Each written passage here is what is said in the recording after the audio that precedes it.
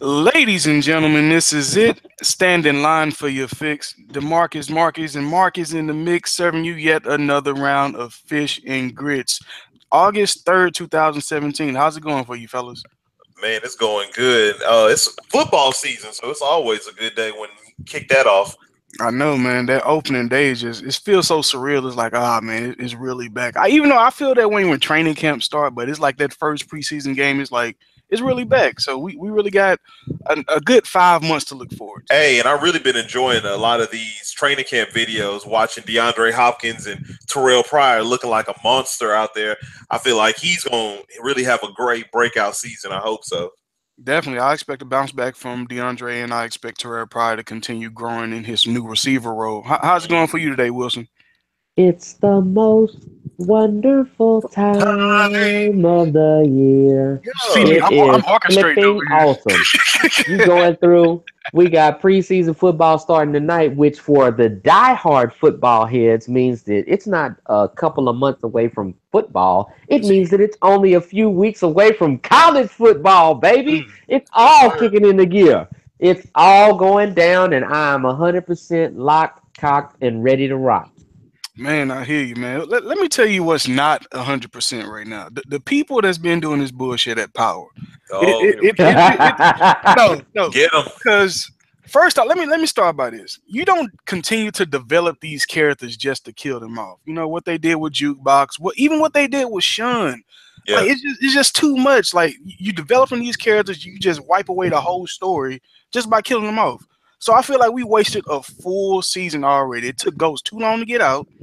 And then for this shit to happen, like, dude, first off, she should have known it was a setup when he just had a gun and slid out them cuffs, dude. Like, come on, bro. Hey, and you know Like, what? you outnumbered at that point. And you know what's funny about that? Like with the Sean death, I can kind of feel it added a little dynamic to the story.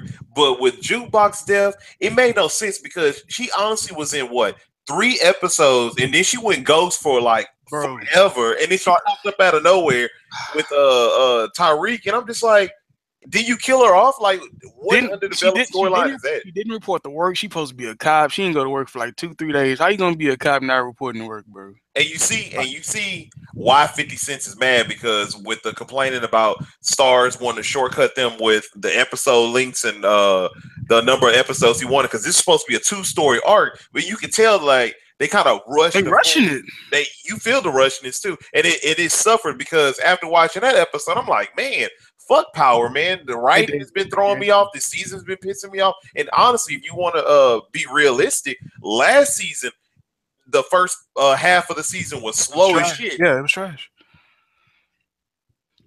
I don't know. Well, personally, they need to correct that shit. I'll offer up devil's advocate for that Oh, heat here we go. that just came across.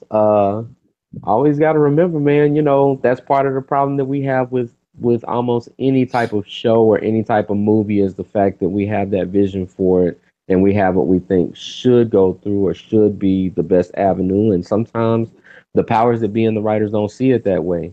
I will also throw into the mix that the whole, yeah, well, we didn't get a chance to really get used to the character or have enough time with the character and this, that, and the other. I'll simply tell you that that's the Walking Dead rule because them motherfuckers will kill off main characters at the drop of a dime. Boy, And people eat that shit up. People eat that shit up. So, I mean, whatever gets ratings, whatever gets the sales, because the funny thing to me about it was a pretty middle of the pack humdrum episode. And my TL on my Facebook and Twitter was just, oh my God, it's the greatest episode of Power ever. Power had me looking like this. I'm like, what were y'all looking at? What did I had to go back and look at it again. I was like, well, what did I miss? Like, did I miss something? Did I miss? Did we not just watch the same thing of what's his name? Julio? Isn't that his name? Julio? That pissed me off more than anything else. Bro. That really made me mad. So you went hard on one dude and you made sure he was dead. So you knock this one down, but you don't make sure that he's dead. And then you do all this extra shit. And I'm just like, okay. And I mean, Julio's death was glorious. But what really make me upset about Julio, all right, he should at least know like what Ghost been doing. He should have known that he killed Kane or allegedly killed Kanan. He was out the loop. So he seen old buddy roll up in the club like, oh, he just trying to get back in the game. No, bro. You rolled up in the dude that tried to kill that's a plot plot hole that I They just can't underdeveloped buy. that one. Yeah, they There's no underdeveloped that way one. in hell that Julio's not gonna know if That he everybody not else is in the under the loop. Come impression that on, he's bro. dead. Yes. You're not gonna be right man. You're not gonna be right hand man to the distro and not know that Kanan is Not supposed to know be dead. a simple thing like that. Like, how do you not know? Exactly.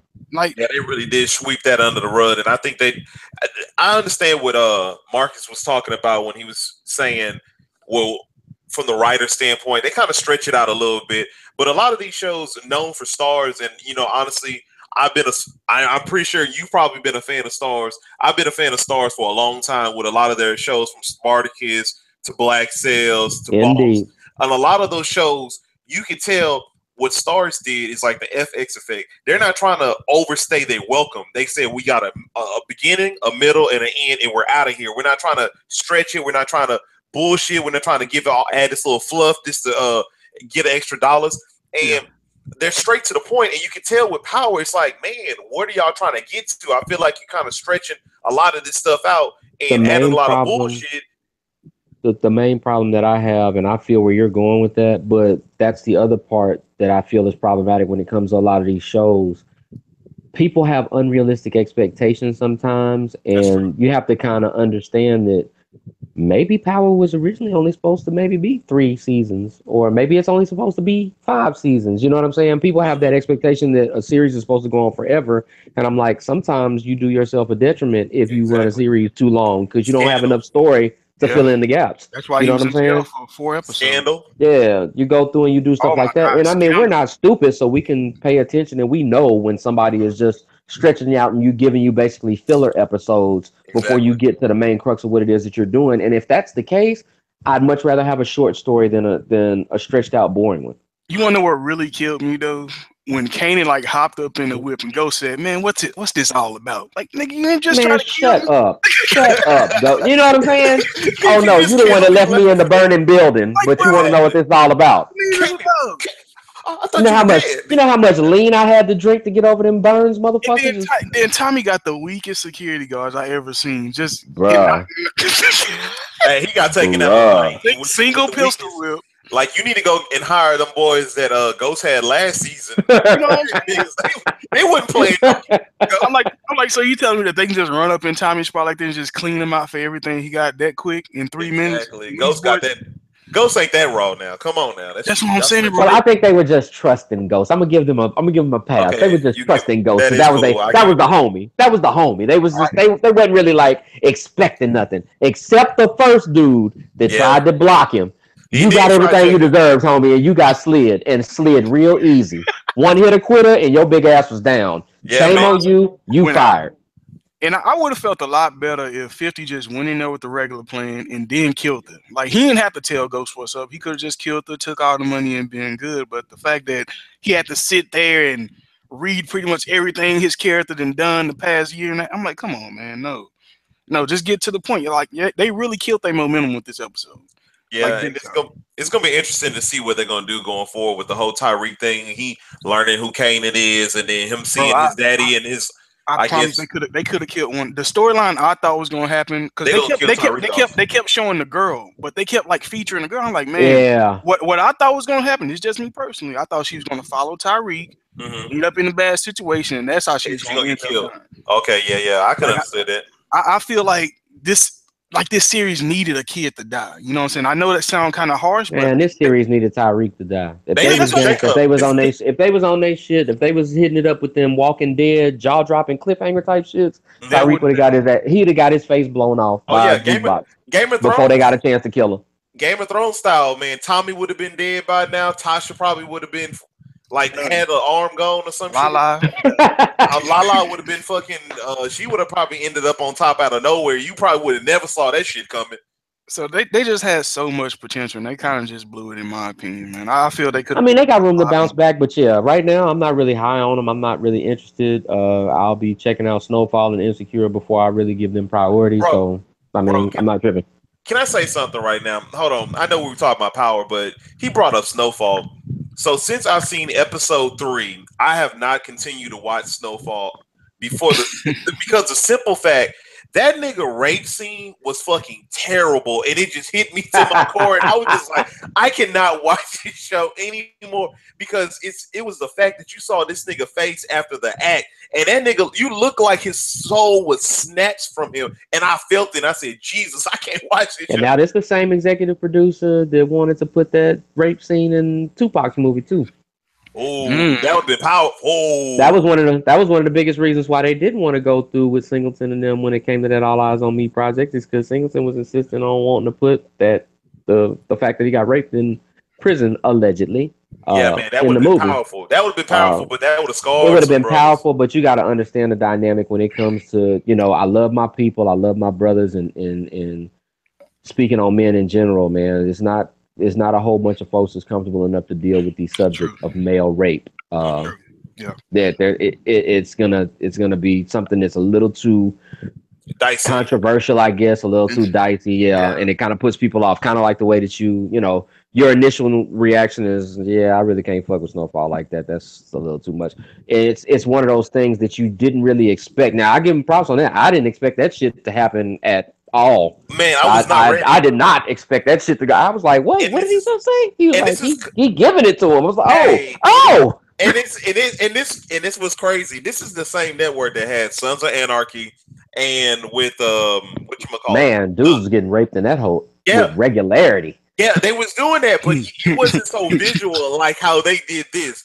Because I don't know. You get to some of them last seasons when they had old boy up there in the jail trying to get him to tell on the motorcycle. Man, they was running through his ass on film all the time. Hey, you know what? You're right. I don't know, man. Maybe it's seeing my people doing that. And that's what I think. Yeah, that's what I think it is. It's kind of awkward for us to see, like, and it goes back to the fact that it's just been something that's never really been promoted or put forth. But like the visualization of black homosexuality or black, man on man sexual activity in general, whether it be forced or consensual or whatever, is something that still strikes a nerve with people. It's still something that people don't fully accept, even though it's something that's actually common and it's actually, it exists. It's not like it's the unicorn. It's just the pink elephant in the room. Yeah, I think it's that mythology, that I guess that hype that we have of the black male figure of us being strong, masculine, and stuff like that. That it kind of diverts people away from a lot of that. So when they see something of that homosexual nature, whether good or bad, like you said, it always strikes a core in some people more than you seeing a person of another race or doing something like that. Yeah. No doubt, man. So when does that show come on, the Snowfall show? Tuesdays, I believe. Tuesday? Yeah. I may just. I'm a notorious streamer, so between Netflix, Hulu, and Showbox, I usually just watch stuff online for the most part. So I just watch Snowfall whenever it comes out and it hits my my Showbox account. Oh yeah, nice, man. We're gonna jump into a couple of Hall of Fame classes. We're gonna start with the baseball Hall of Fame, the non-players. We did get my man Bud Seeley finally got into the Hall of Fame, and then John Sherholtz. Man, these two guys are really underrated. They're really underrated. Bud Seeley came in and not only did his job as a owner for the Milwaukee Brewers, but when they went through in the pinch and decided after Faye Vincent stepped down that they needed to put in an interim commissioner to put him in. And then a few years after that, took the interim tag off and made him full-time commissioner. He literally started off in 1992, and baseball was generating about $1.2 billion as a sport. To the time that he left in the end of his term in 2003, or 2015, I'm sorry, they were a $9 billion a year industry. Yeah. 20 new stadiums were built. He promoted the 3-division expansion. He also went through and kept things progressive by retiring Jackie Robinson's number league wide. That's an official day. Nobody wears 42 anymore. For that reason, he's always been a owner, but you could always tell that even with him having his ownership and his commissionership, that Bud Selig was a genuine fan, and it really influenced the way that he went about his business. Yeah, he was a huge fan of baseball. Yeah, exactly. Definitely agree with that. Sherholtz is a beast. Yeah. Sure holds for some of his records, some of his accolades for a lot of people that don't know, because it's not a real familiar name unless you're a hardcore baseball fan. Sure Holtz started out coming up through the baseball ranks, and he cut his teeth working with the Royals back in the early 80s. And this was the Royals that had a pretty good team going through the late 70s, early 80s. They had won a few division titles, had made a couple of runs, but could never quite get over the hump. Holtz came in and overhauled them to the point that by 1985 they had actually won the World Series under his watch. I believe Uh, he joined them under expansion year also. So he was yeah, pretty much the yeah, upstart for the Royals. Yeah. and he went through there. Going through after that, decided he wanted to embrace a new challenge, so he left them in 1990 to go to the Atlanta Braves, who was Learn that too. terrible at Yeah. the time. Literally went from worst to first, and in 1991 started off a streak of 14 straight division titles, Yep. 4 World Series trips, a World Series title. In Uh, '95, right? yeah, 95. Mhm. went through. He served as GM from 91 to 2005, and then he stepped up after that and moved up to the front office officially as team president, and that's the job that he still holds now. Nice, nice. Yeah, he definitely was a true pioneer for baseball. Like I said, taking two franchises like that, one expansion, then The only general turning the manager in the Braves history of around. baseball to win World Series in both leagues. Yep. Only one, only one. Then we had three players also inducted. We had the hometown man Jeff Bagwell, we had Tim Raines, and we also had Pudge Rodriguez. Man, me personally, when I first got into baseball, this was the guy I was looking at. Going back into the history I seen, we weren't even supposed to really have Jeff.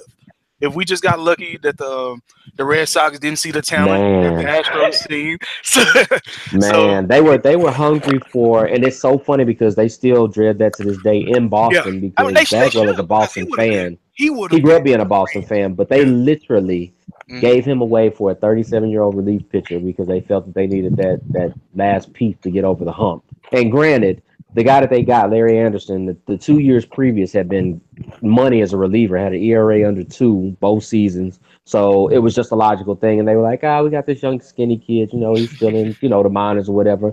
He looks pretty promising. He looks okay. We'll see what's going on. And that turned into a Rookie of the Year in Rookie of the year. 91, turned into a 1994 MVP season in a strike year, 110 games. This dude hit 368, 39 home runs, 116 RBI.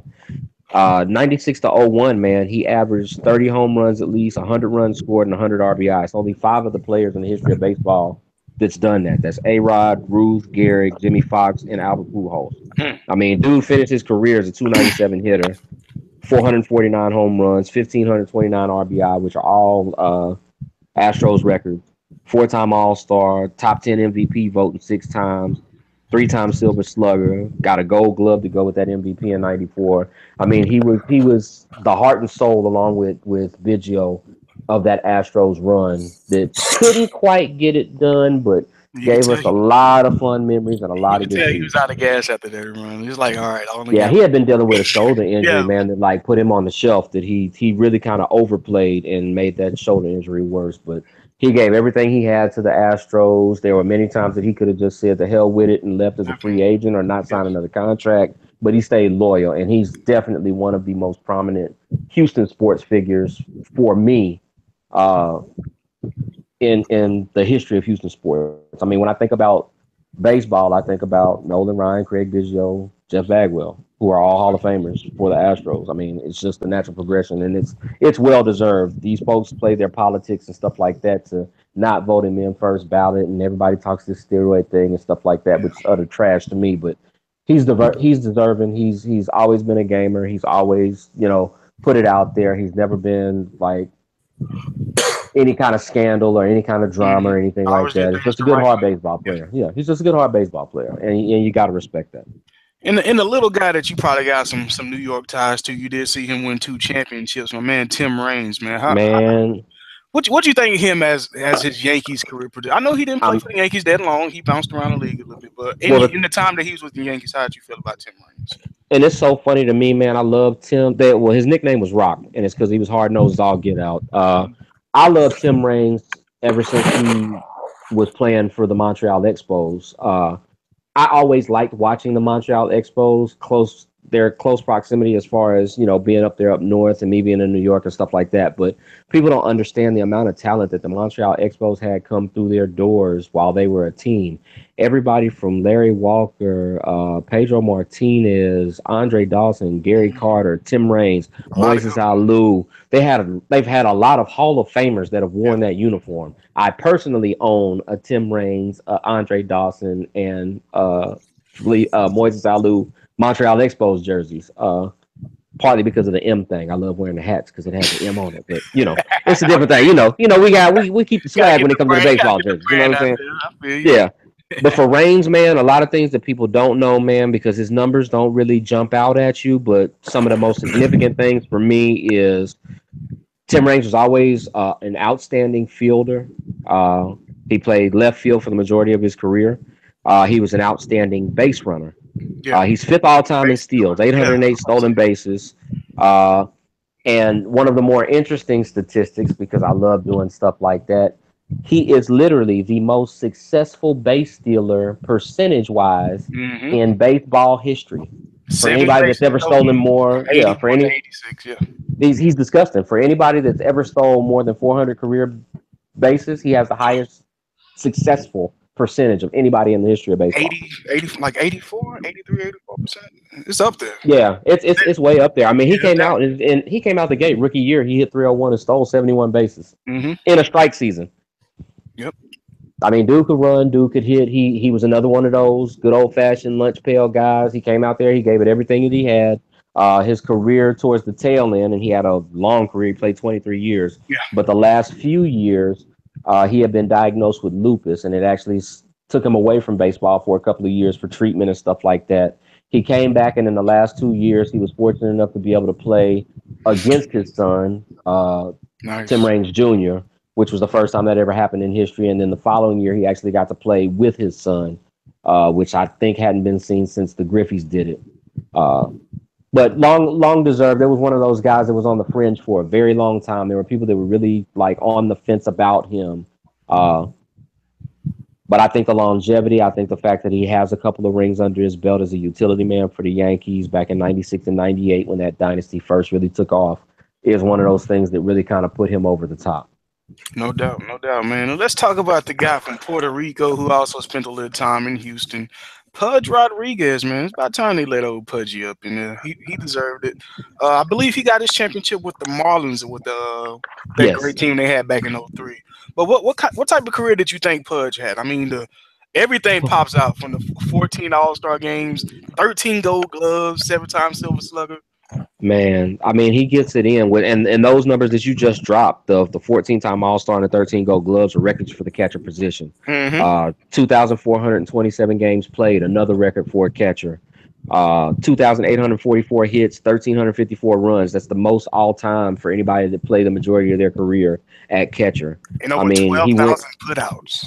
yeah, Man. I mean, it's crazy. Won the MVP in '99 with 35 home runs, 113 RBIs, and 25 stolen bases. Underrated as a runner, Yeah. as well. I mean, for me, top to bottom, total package, offense, defense, five tools. To At me, that he's the position. greatest catcher Yeah. of my generation. No To doubt. me, No doubt. No, I uh, 100% agree.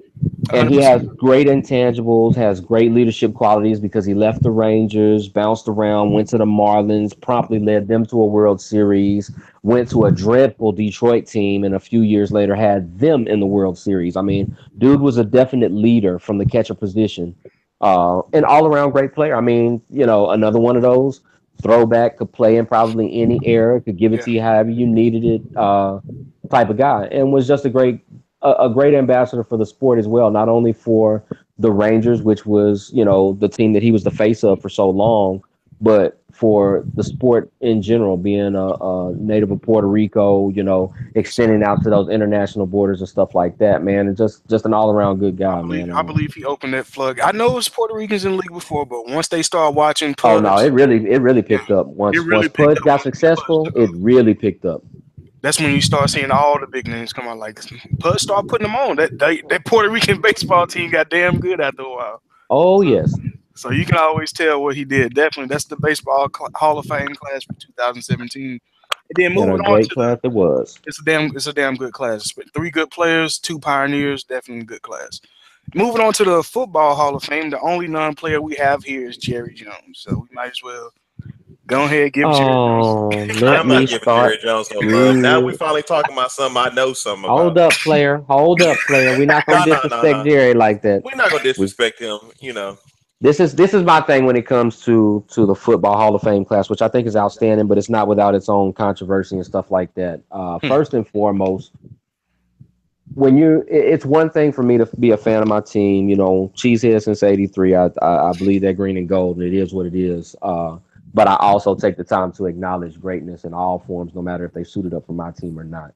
And when it comes to the level of influence on pop culture, multimedia, the sport itself, as an ambassador, as an owner, as a public figure, there's nobody, in my opinion, over the last 40 years that has been a bigger face or a bigger motivator and influencer than Jerry Jones.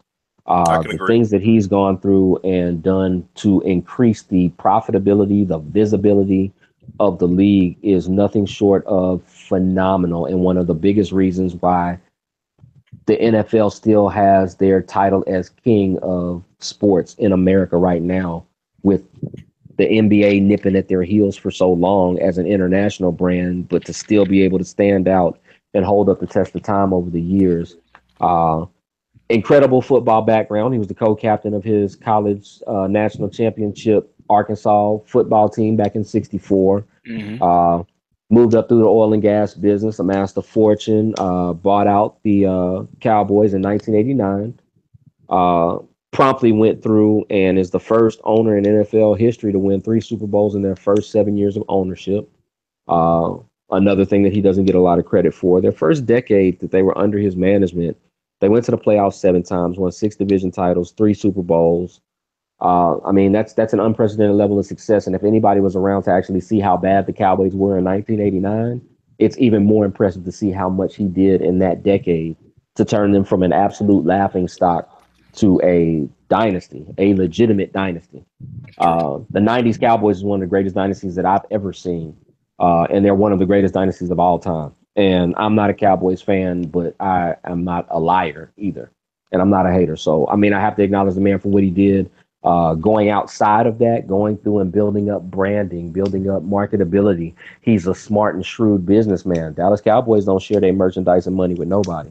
Nah, not at Uh, all. that's a Jerry move. Don't nobody have a sexier stadium than Jerry World. He Uh, he got the it's prototype a of what, party. what It's a every Yeah. stadium's supposed to look like He's right the there. blueprint. He's the blueprint for how, as an owner, you can literally print your own money if you put your mind to it. Yes, He's sir. going into an investment and marketing deal right now with the Yankees to even further his business. They're in discussions talking about doing cross brand marketing and just general overall marketing promotion for just events in general. That's going to generate him even more money. And this is his side gig. He gets his main money off the oil and gas. This is his play money. Yeah, that's what he do for fun. Marcus, Yeah. what's well Griffin? What's one of your favorite Hall of Famers that's in this class, man? Oh, as a if anybody told can tell from the last show how y'all just shitted on the Chargers and how I defended the Oh Chargers. Lord. I'm a fan of the Chargers, man. I've been a fan of the Chargers Show for me your lightning bolt. I've been loving the Chargers. Me and my boy Homie been loving the Chargers for a long time. Not just Phillip Rivers and looking at my boy LT and just looking at what Woodhead did and what Drew Brees did for the team, They got a but lot of Texas boys that came over to the Chargers over the years, even man. A even lot my of boy talent.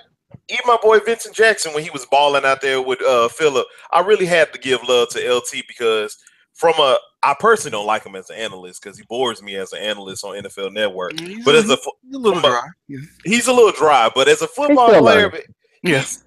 I mean, the only reason why I say he's born because it's just like when they pair him with the personality of prime time, he kind of dulls down prime time when during the football season. So I don't. He's not the person I look to listen to after a post game or something like that. But personally, he was always an impressive looking running back. Watching him just dominate on the field and how he was untouchable, and just to know that this dude is. If everybody looks at his career, it's just really impressive that people don't hype him up as much as they should. The man has finished what third in overall touching. I mean, what is that? third in overall touchdowns for a running back. It's really impressive that he really changed the game for a running back, in my opinion, as making it more electrifying for the youth. Because I was growing up, I didn't really watch, like you was talking about, the Cowboys of the 90s and things of that nature. But when I did flip on the ESPN, or my dad was watching it, and I just see this dude that was creating plays out of, I guess, out of nothing, he was really drew my attention to the game of football and made me start looking more into what other teams had to offer and things of that nature. So I really got to give him some love. So no, definitely. That's one of the best dual threat running backs I've seen in our generation, Marcus. Oh yeah, then like, he had 31 touchdowns in one season. That's you can't sneeze at that. That's quarterback numbers. Bro, I love LT for two very distinct reasons. One, his resume is completely unquestionable. Fifth all-time leading rusher, 1,000 yards at least in his first 8 years straight, 1,600-yard back-to-back seasons, 10 TDs at least scored every year that he was in a San Diego uniform. Rushing titles in 06 and 07, 2006 MVP with, like you said, discuss the numbers. 1,800 yards rushing, 500 yards receiving, 31 total touchdowns. Had 100 catches in 03, just in case you thought all he could do was run. Threw 7 TD passes, ran for 145 TDs, caught 17 TDs, over 18,000 yards of total offense. I mean, but the second reason that I love LT came along at the birth of keeper leagues in fantasy football. And guess who got to keep him for 9 years? It must be guess who got to keep him for 9 years, 6 fantasy football trophies. He got me paid, baby. I always love LT for that. Shouts out to Waco. Shouts out to TCU. Love him. Definitely. Love him. Well, always love him. Unfortunately, I debuted in fantasy while he was at the prime of his career, so I wasn't too happy with LaDainian. So, much respect to him though. Like I say, one of the best all-time great, man. One of the best running backs of our generation, hands down. My favorite player in the draft, I don't know how you guys are going to feel about this, but I was always a defensive guy. And whenever I started looking at football, Jason Taylor always popped out to me. And he has a beautiful looking sister. He's a pretty boy, period. Haven't seen but you watch Undisputed, right? Joy Taylor, the moderator. That's his sister. Oh, Joy's his sister. Yeah, Joy Taylor. That's why Shannon always giving her shit about her brother. See, I barely watched him. I'm always tuning in whenever I can. So we are the Undisputed. So I'm just gonna leave that at that. I feel that. Yeah, Jason Taylor, like I said, when it comes to a player coming off the edge at that size, 6'6", 260, it's nobody else I really wanted to start a franchise with other than Jason Taylor in the mid 2000s. And just Devon Curse. I was a Jason Taylor guy. I like the size. I like the length. I like the. You just liked him because he was pretty. You liked him because he was a pretty boy. I want my defensive end to force turnovers, and every time he got to a quarterback, I feel like hey, bro, nobody forced more fumbles than he did. Record 29 fumbles. I mean, he was the man when it came to getting that in. Yeah, that's what I'm saying. So I want to when I create a defense, I want them to force turnovers, and if I know that my edge defender may have the opportunity to force a strip sack, I'm put him on the edge all day. Yeah, I love Javon Curse. Don't get me wrong. He sacked the quarterback a lot as well. 139 and a half sacks total, 8 interceptions, 3 touchdowns. I mean, yeah, he got it in. He got it in. 2006 Defensive Player of the Year. So his resume is very intact, and he never really had talent around him in Miami. Yes, Zach Thomas was good. They had Sam Madison. They had a couple pieces, but if he had another edge rusher on the other side, his numbers would have looked a lot better. I hate that he went Redskins on a bad year, and the Jets had a little bit of success, but he should have went to the Patriots and got a championship. I don't know why he didn't do it. They probably didn't offer him a big enough check, but I ain't mad at that either. But him, he's going to be significant, I think, moving forward, because I think that it's going to call into question for a lot of these edge defenders and a lot of these defensive ends that may not have been considered Hall of Fame worthy, that probably are going to start falling in that category, because for the resume that Jason Taylor has, you have a lot of guys that'll be coming up down the pipe, the Julius Peppers, the J.J. Watts, the Javon Curses, that you're going to have to look at twice, because those numbers are going to be not necessarily better, but they're similar. Mm-hmm. And that's the thing. If you put him in with this resume, then why wouldn't you put in the next man? Recoveries, it's a lot of people that can get 140 sacks. So I mean, that sack number could have been a lot higher. But like I said, he didn't have no interior pressure. You know what I'm saying? He had to do it all on his own. And like it I said, wasn't like he played in a blitz happy at all. scheme. That was a So base for him it's not a slight to that 139 and a half sacks. I mean, that's not anything to shake a stick at. at all, at all, at all. And then, you talking about him. We got to show a little love to Kurt Warner. Oh, I was getting to that Oh because yeah, y'all didn't yeah. ask Oh, about this my is No, no favorite. doubt. Y'all didn't ask about my favorite Hall of Fame. okay, Yeah. yeah, because man, I never seen a man transition. I never seen a star who, like, you know how we look at a lot of these analysts, a lot of these football analysts or the NBA analysts or college football analysts that were used to be players or whatnot or stars or something like. They Mhm. don't transition as well. Yeah, we have Charles Barkley, Kenny is an outlier, Reggie is an outlier, Shaq at times is, but the way that Kurt Warner analyzes the game He can on still get out there if to you. a and he can Well, I still mean, for ball Kurt, he had to analyze the game like that because that's the way he got his job. He exactly. had to be smarter and more analytical. I mean, that was part of the way that he got on. Yeah, because the Packers To released. me, Kurt, well, I mean, that was a favor because if he came there in '94, the year before Brett Favre won 3 straight MVPs, he would have never saw the light of day. That was a favor. That was a gift. That was a blessing. Yeah, You can go back and look on NFL Network's top 10 backup quarterbacks of all time, and on the top 10 list is damn near every backup under Brett Favre because they never got a chance to play. They all went elsewhere and played good. So I mean, that's not a bad thing. Uh, Oh no, and sometimes those cuts and stuff like that come with that in mind. Green Bay knew for a fact there was no way in hell he was going to play. That was Brett Favre's third season at quarterback. There was no way in hell he was going to get any kind of playing time, and Brett wasn't about to get waste of hurt to talent. give him no playing time. So you let him go, you let him do his thing. But Kurt Warner is one of the greatest rags to riches stories that the NFL has ever seen. I can't wait until they actually put some money behind it and make it a movie because I know that they are. But you talk about a guy that was on the fringe with a lot of people. Some folks, well, I don't know this, that, and the other.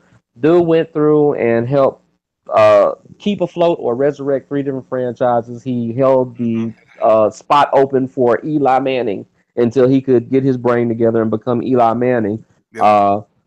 His imprint is all over in the short amount of time, and I say short because it just seems so quick. But he played 12 years. Was a 2-time MVP, Super Bowl MVP.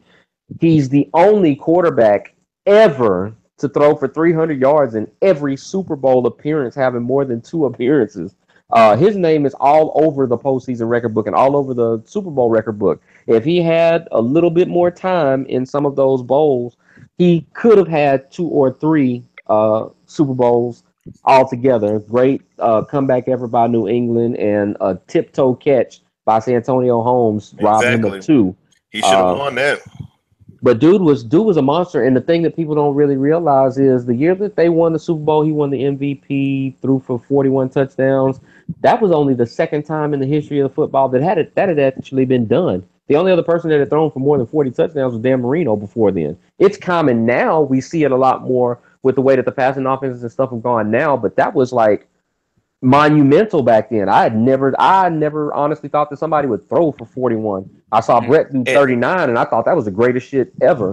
yeah, Uh, and what's crazy about it, if you look at Kurt Warner when he talks about, or when they do their little segment or whatnot, when they talk about Kurt Warner, they just talk about how he would picture Kurt Warner playing in today's game, how he would probably just shatter a lot of these man, records, and they were just Kurt talking. Warner would be filthy. Kurt Warner Yeah, would be almost like Drew Brees yeah, in they sleep offense on him. now. They sleep. A lot of people. I personally didn't really know about Kurt Warner growing up because, once again, like I said, I wasn't when I grew up. I mean, when I was raised, I wasn't raised watching sports like that. So when I finally started getting into sports and started looking at the post interviews and the analyst shows and stuff, that his personality jumped off the screen, and he also was one of the flyest dressed white boys I've ever seen. I said, man, this is the Preach, flyest. Like, this is a preach. fly ass daddy. Like picture if like your daddy was coming. Like, if he was my dad and coming to the school, I'd be like, oh yeah, I'd probably get all the girls because my daddy looks so good. But yeah, Yeah, he hung with all the brothers on the Rams. He's like, yeah, he was probably kicking it with Nelly and them at the after he parties probably back in was. the He probably day. was in that hoe. He probably was in there with Chingy Yeah, and you know what I'm saying? Holiday Getting it and in, everything. getting it in. But yeah, he was just his personality and his analytical skills was really impressive. It made me go back and watch a lot of his game tape. So I just pictured if I lived in that time, that I'm pretty sure it would have probably been the most exciting team, I guess, to watch during that time period. And I just saw what he did for that team, for that organization, for that city, honestly. is really impressive. And then I have a lot of cousins from St. Louis, so they always really hyped up Kurt Warner. So that's another thing that made me tune in and see what he was all about. Oh, most definitely, man. And you go through and you add up the fact that he literally struck gold because that team combined a top five defense that was underrated at the time with the best wide receiver duo in the best wide receiver trio in the business at that time with Torrey Holt, Isaac Bruce, and Isaac Hakeem in the slot. And then you had the best running back in Yes, sir. football that coincidentally ran a grand and caught a grand that year. Everything like you Everything was literally talk clicking. about the stars aligning and everything falling in the right place for Kurt Warner. Every single thing that was supposed to go right for him that year went right for him that year. And it was just tremendous to see. And then when everybody thought that he was, past it, well, they threw him to New York, and he held it down and had some decent seasons as the placeholder for them getting Eli Manning ready. And then once they got Eli up and they were like, well, this is the dude we put all our money behind, but, we cast you aside. He went to Arizona and resurrected himself again And the and organization. got my man from USC booted out. Their prize draft pick, Mr. Leinart, who was supposed to be the Matt guy that was Leinart. taking over. They thought that he was going to take over again, a la the situation with Eli Manning, but that didn't work out because Kurt Warner was playing too good. Took them to their first Super Bowl ever and almost won it. I mean, guy was an incredible story. He was a player's player. I've never really heard of anybody not having a positive uh, thing to say about Kurt Warner or not having a good feeling about him as a teammate and as a competitor. Uh, Really, really good guy. I'm really happy. I was one of the guys that was screaming bloody murder because I just knew for sure he was going to be a first ballot Hall of Famer. But better late than never. I'm glad that he got in, and it is well deserved. Well deserved. Definitely, man. I can 100% agree with that. Here. Well deserved by Kurt Warner. And another guy we can talk about, Terrell Davis. Seven That's the seasons in the NFL. controversy. Yeah, That's the that is. controversy. That is because because if he So, do got in you there, guys feel it's deserved? Do you guys feel it's deserved? I I'm gonna be feel I honest. feel without that 2,000 yard season, he probably wouldn't get in. I think that's really what's getting him in. And them Super Bowl, that Super Bowl MVP, that does add a little umph to your resume. So it's Okay, like well let me add a he little had like bit a more. 3 year stretch to where he was the guy in the football. Let, But let me man, add a little bit more so we can see exactly why this flash in the pan was so bright with that flash. You're talking about a dude that came out of nowhere, was basically a special Six team round guys in pick. preseason, worked his way up to being a starting running back as a rookie. Uh, had an outstanding rookie season. And as you guys said, Super Bowl MVP, regular season MVP, 3-time All Pro, 3-time Pro Bowler. Dude ran for 7,600 yards in 78 games, 60 touchdowns. That short of a career, but he was still on the NFL's all decade team for the 1990s. Mm-hmm. And he has the distinction in his playoff career. He has an NFL record, 7 straight 100-yard playoff games. Dude, arguably, is the best playoff running back production wise Ever. ever. Yeah. The only time he didn't run for 100 in his playoff career was the first playoff game that he had, and that was 17 carries for 91 yards and a touchdown. Hmm. So he's literally never had a bad game in the postseason. Yeah. It matters. And that's hard to say. One of the things that I always argue about when people talk about, trying to downplay Emmitt Smith and stuff like that is I tell people Emmitt Smith is the best big game running back that I've ever seen because you can never tell me a time when Emmitt Smith had a bad game in the postseason when it counted. And that's part of the reasons why I hold him in such high regard. It equates the same way to me for Terrell Davis. That playoff run, the fact that he played 8 playoff games, but he has like 1,300 yards and like 12 touchdowns. I mean, his numbers in the postseason were so consistent. And yes, he played on a great team with a great offense, with a Hall of Fame quarterback and Hall of Fame skill positions. But you know what? So did a whole bunch of other folks that put up them numbers too. And it took them a So while to miss me get with to that that. argument. It You know what I'm took them a while saying? to get to that stage. They wouldn't always Exactly. this great postseason team. And a lot of people get mad at me because it's not a direct correlation, but as far as the happenstance and the way that it kind of worked out for both of them, to me, Terrell Davis is this generation's Gale Sayers. Short career, lot of talent.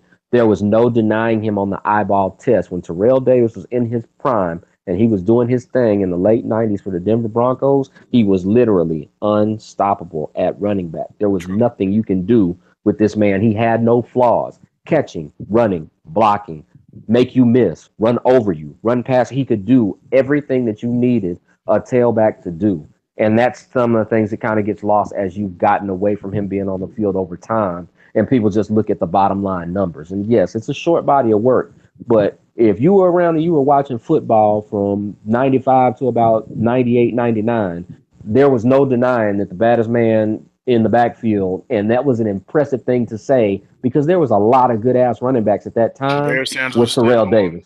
Yeah. Yeah, there were a lot of tailbacks that were out there that were playing really well, and none of them were doing it as good as Terrell Davis was, in my opinion, at that time. No, I agree. I mean, yeah, you sold me on it, so hey, go for it. Hall of I just, Fame. And it's a lot of people that are going to go off the most basic thing, and they'll say, well, he didn't play long enough. If he had had more success, or if he'd had more longevity, and I totally get that. But there's always exceptions to every rule. Number one, but the most basic, old man, fuddy duddy, stuck up, blue blood, snotty nose sports fans argument is going to be this, and that's what I always apply to every single Hall of Fame. Can you write the history of the sport without including this person's name? If you can, then they're not a Hall of Famer. If you can't, then put their ass in. You can't talk about NFL football in the 90s without talking about the Denver Broncos and Terrell Davis. So he's a Hall of Famer. Period. John Elway, you're welcome. I mean, hey, I agree, All day. and I still think to this day it's still a crime that my boy To's not in there. I still think it's a Well, crime. To is a different story. To is They want to make an writers. example out of T. To is the same thing as Barry Bonds and Randy Yeah. Moss and folks like that. It's We ain't gotta writers we being ain't mad gotta- at him and stuff like that. But yeah, Yeah, we ain't gotta get into that one. That's another. it's no way in that's a story hell for you're another gonna day. deny. It's no way in hell you're gonna deny the man that's literally number two in just about every receiving Everything, category that there right. is. I mean, that's blatant. That's almost Kaepernickish with It's the way that they're 50. hating on that man. So that's a whole different thing. No doubt. In closing out the list, we got Morton Anderson, kicker, and also Kicker. Kenny Easley. So you guys want to have any discussion on these two? I'll I don't go. know I'll really go know in much on about it. either one, so I do. I grew up watching Kenny Easley, or I'm sorry, I grew up hearing a shitload about Kenny Easley because before he even got to the league playing for the Seahawks, he was a three-time consensus All-American at UCLA, and I mean, he was the shit. How good was he? The only two names that you heard at that time in college football was Kenny Easley, and right down the road you had Ronnie Lott. They were playing in college the same time, and they were pretty much a dead heat as far as how good people thought that they were. He was a three-time consensus All-American coming out of college at UCLA. Promptly went in and won Rookie of the Year, playing for the Seahawks. He played his entire career for the Seahawks. Was a mainstay for them. One of the few DBs that I know that's won conference as well as NFL Defensive Player of the Year. Was always a great interceptor, but his numbers will be skewed because he came through and existed at a time where they didn't really throw the ball that much in the early 80s. It was still more of a running lead. They didn't really have that much passing, but even with that being said, he won AFC Defensive Player of the Year in '83 with 7 interceptions. He won Defensive Player of the Year the following year in '84 with 10 interceptions. Beast. 5-time Pro Bowler, 4-time All-Pro. He was listed on the All-Decade team for the NFL for the '80s. Finished with a career 32 interceptions, 8 sacks, 3 TDs, and literally was the mainstay, playmaker, enforcer. He was a precursor to what you would see now from an Ed Reed type back then. He was one of those type of guys. He was a great playmaker, but he was a guy that when he was patrolling back there, throw it over there at your own risk because he could pick you, but he could hit you too. He was a very well-rounded player. He was a very smart and heady player. Was the first defensive superstar on a Seattle Seahawks team that actually started going to the playoffs back in the 80s. He was one of the leaders on that team with Steve Largent and Dave Craig that made their runs back in the early to mid 80s, making a few AFC Championship game appearances. But a very steady and a very underrated player because he played in Seattle. And a lot of people weren't paying attention to the Seahawks back then. Yeah, Because they just weren't really that good. Sound like he was Cam Chancellor before Cam Chancellor, but this Not as big of a hitter. Not as big of a hitter. That's why I gave him more Ed Reed than Cam, because he was a playmaker, but he could put that shoulder into you if need be. But whatever game he had against the Browns, I know they had to be miserable. 3 interceptions for 155 yards and a touchdown. An 82-yard Hello, touchdown. 82-yard pick six on them boys. Get it? Yeah, I would have been sick. I'm like, yeah, That's disgusting, bro. That's disgusting. That's a hell of a fantasy week. That's a hell of a fantasy I'm week. about to say, Somebody came I know up. somebody won that IDP. And You know, man. then Morton Anderson, man. Morton Anderson, career long kicker, NFL records for points scored, field goals made, overall games played. He's listed on the All Decade team twice for the 80s and the 90s. Most famous for playing half of his career with the Saints. His first 13 years, he played with the Saints. Then after that, he went to the Falcons, the Giants, the Chiefs, and the Vikings. He's actually the all-time leading scorer for the Saints and the Falcons. Uh, just reliable, man. 7-time Pro Bowler, 5-time All Pro. Pride of Denmark in that thing, holding it down for the international flavor. No doubt, no doubt. Shout out to Morton Anderson and the NFL Hall of Fame class for 2017. Great class, great class. Definitely, both classes were very great, man. But we're gonna jump into some training camp injuries, man. It's a lot. Ooh. Everybody hurt. I'm just gonna read off the injuries that's been recent, and then we'll discuss them after that. But we got Nico Saragusa out Out for of the there. season with an ACL. We got See ya. Crockett Gilmore, MCL, out. Out of Joe there. Mixon had a cut on his heel today. He did leave practice. They say, man, Well, you better put some band-aids on that shit. You better get your ass back out there. Exactly, man. Eric, You trying to get drafted in these next couple of weeks, homie. Come I on know, now. Exactly, son. We need you out there. Eric Ebron had a hamstring issue, so day to Man, day. God damn it. Always something wrong with him. Ryan Matthews, the curse of Ryan Matthews, you son of a. Got Will Fuller with a broken collarbone, out 2 to 3 months. I hate that one. We got the Andrew Luck news. I don't know about the concern, but they say he Man, I could heard. end up on the pup list. Got that. Calais Campbell hasn't been practicing for the last couple of days. They Ugh. haven't disclosed what's going on. Forrest Lamp, ACL, out. Ryan Packers Tannehill, dodged the bullet. Packers Ryan dodged the Tannehill, bullet. no structural damage, so they say Ryan Tannehill's just day to day. But Ryan Tannehill is suffering on that one because now they've gone through and said that they're going to go for a second opinion because last year they chose not to have surgery on that partially torn ACL. And that's why he's having them structural problems with that stability on that knee. And it may be a little bit worse than they're trying to let on right now, but they still have to look into it. If they go and sign a quarterback, then we'll know exactly what's going on. Yeah. If Cap is in that aquamarine, then you know what's happening. Cap, they ain't signed Cap on that team. After that, they may one of the biggest supporters, one of the biggest supporters for him as an owner was the owner of the Dolphins. That's surprising. One of the biggest supporters for him was actually the Dolphins, and has been quoted as saying, if there's definitely a need there, then there's no reason why somebody shouldn't sign him. So it'll be interesting to see. He would work in that system with him and Jarvis Landry. Jarvis Landry can really alleviate a lot of pressure for Cap with Jai, and then Kenny Steele's out there deep. I mean, hey. Well, speaking of Jai, he did have a concussion. He won't be practicing for the rest of the season. Yeah, and a Fidel Castro T-shirt. Shit, I've seen players wear worse. We taking trips to Cuba now. I mean, the gateway is open. So yeah, they just it's just that whole Florida thing with Fidel Castro and that's the only thing. That's the backlash that I heard. But but he would fit that. Honestly, if you think about it, Kaepernick could fit a lot of these systems. Fuck these GMs. They just did a poll on Twitter and had a little impromptu discussion in Packers training camp about what would happen if Hundley got hurt or Hundley got traded. And the consensus was Kaepernick would be more than welcome to get his ass signed and up there. Kaepernick would go anywhere. They just spreading stories. Somebody should go ahead and I'm talking about anywhere. They just want to punish the man. Places, so. Yeah, well, I just want to see how this thing gonna play out with Kaepernick, man. The talent is there, man. Honestly, the talent is there. The opportunities are there and stuff like that. But it's two things for me. Number one, I understand where everybody comes from, and I completely agree with it. I completely agree that it's not right. I completely agree with what's going on with it and stuff like that. But the other part of it to me is this: until I hear from Kaepernick that he is really truly desirous of getting in there immediately, I mean, I don't want to sit and speculate because at the end of Yeah. the day, we can try to Speculate figure out how hungry he is or how much he Mm-hmm. wants to play. But Who won't until I know hear from the man exactly if that's his exactly. main focus or if he's like the hell with y'all, I'm still doing my And charity stuff. that's probably my issue because he hasn't But actually came out and like actually endorsed like, yeah, I want but to be in the But NFL. but he again, but he's don't get had it twisted. reps. Don't get it He has twisted. In the midst reps. of this rhetoric, let me make sure that I reiterate what they are doing to this man is completely fucked up, Oh and yeah, I have a huge problem with it. I don't want to. I'm not Ray Lewis in this thing. I'm Oh yeah. making it clear. I do not approve of the shit that's going on. I do not approve of the at way that all, these bro. motherfuckers I are just doing I it, just want to and be in somebody training camp. But This this yeah, is I would much rather have a little bit more clarity as far how the as hell what is the official positions are and in a viewpoints training are. camp? But there's no rose-colored glasses. There's no way that they can paint this over and make me believe it. It's fucked up. Period.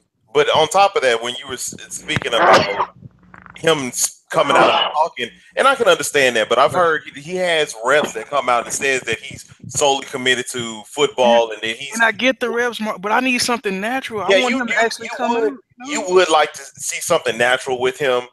Personally, I think he should come out and say But something. you know, the funny thing for me is, for me, either way, it doesn't really matter. One of the things that I look into and I talk about with some of my friends and stuff like that is whether he plays football again or not is up to him.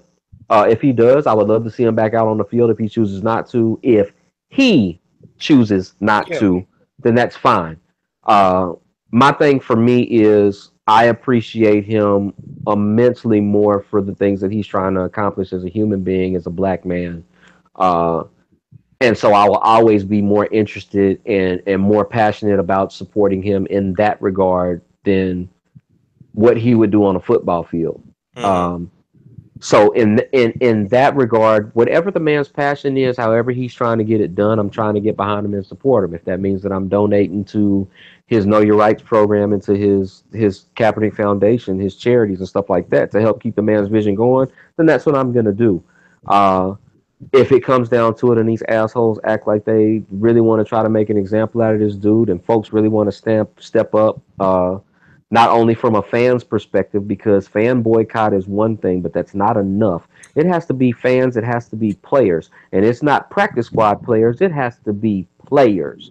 It has to be the Richard Shermans, it has to be the Cam Newtons, it has to be the Aaron Rodgers of the world that come out and they say, well, what you're doing to our teammate, to our brother in this fraternity of the NFL is wrong and it needs to be addressed, and not addressed on your time, but it needs to be addressed now. The It, NFLPA needs to be involved in that. It has to be a total smothering because the same way that we're looking at the minute that the Giants owner or Baltimore's owner came out and said that they would think about signing Kaepernick, that they got an avalanche of people emailing and calling and threatening and stuff like that. But all we're doing right now is talking on social media. Nobody's calling and threatening the commissioner or the NFL offices or these businesses or prominent ticket holders, season ticket holders, the corporations that are behind these leagues and stuff like that, and telling them, look, y'all need to go ahead and address the situation or you're not going to get a single dime of whatever it is that you're trying to sell to us. We won't support not only the NFL, but the NFL subsidiaries and affiliates. Anything that's affiliated with the NFL as a sponsor, whether it be corporations,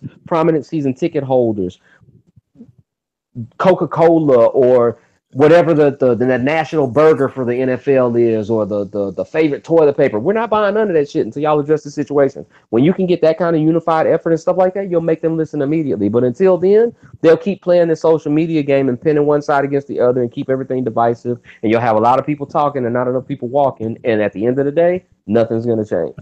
but like I was saying earlier, but with Kaepernick, it's just like you have Richard Sherman coming out and finally speaking up against that. But what I think is in Kaepernick's corner, I feel like he has a team that's around him that's telling him that he doesn't have to speak out, that he doesn't have to say anything because I can once believe again, that. and the reason why I say that is because once again, I think we're looking at it as Kaepernick needs to get signed. What he's doing is he's still creating a narrative, and a lot of people are going to start standing behind that narrative when you see with the injuries coming up, or you see with the unfairness, the blatantly disregard of his talents, and people just really looking past that and just highlighting the fact that this man is out of work for him exercising his rights, and everybody's getting mad for the fact that there's fan hate. There's the people that what the sponsors might want to pull out. Everybody gets over the shit after a while. People got over Ray Rice. People got rid over Jay-Z. People got over Greg Hardy. People got over all this bullshit that may pop up in But the Ray and NFL. Greg are still unemployed though.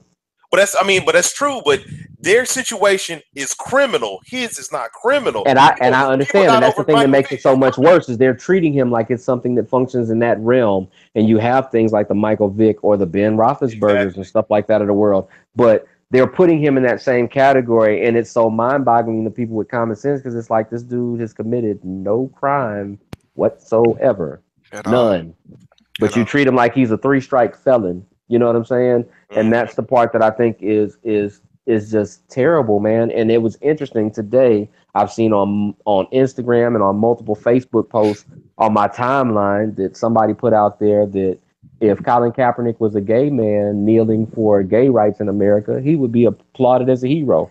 And there's a lot of truth to that. I can believe that. No offense to that community, but I No, It's can't no believe it. offense to it, but it's just a sign of the times as to the way that perception gets kind of twisted and rerouted, where that would be something because unfortunately we pick and choose which issues and which causes are important to us or not, as if that situation has changed over time. And it's trendy for a lot of people that want to manipulate that from a media standpoint to do gay rights or to do transgender rights and stuff like that. You'll find people that, it's their new demographic to try to go through and monetize and make a profit off of. And it takes away from the fact that it's the plight of a set of human beings. exactly. So, man, I guess we'll just see how everything play out. But as of now, they say Ryan Tannehill don't got no structural damage. So, if anything Yeah. changes, I'm sure that alert will pop up on everybody's phone. And like I said, also Jay Ajayi, he had the concussion. He'll probably be back soon. Forrest Lamb, Chargers rookie, ACL, he's out of there. Mm, That's a big loss, especially in the running mm. game. I think he would have been very effective, and it kind of continues to lower me on Melvin Gordon. The fact that he don't Hmm. got a healthy line, and Sterling Shepard, he is day to day. He's going to be having another MRI pretty soon. Get well, Alshon, Sterling. I know, right? Alshon Jeffrey has been out of practice with a shoulder issue. Just been What's Jesus working new? on the side. Alshon What's is new? always banged up. Yeah, What's it's new? always something. Ricky James, Alshon Jeffrey getting out Steelers, of the ice tub. who's right now the number one running back for the Steelers. He has an AC joint sprain, so he's gonna be missing a little time.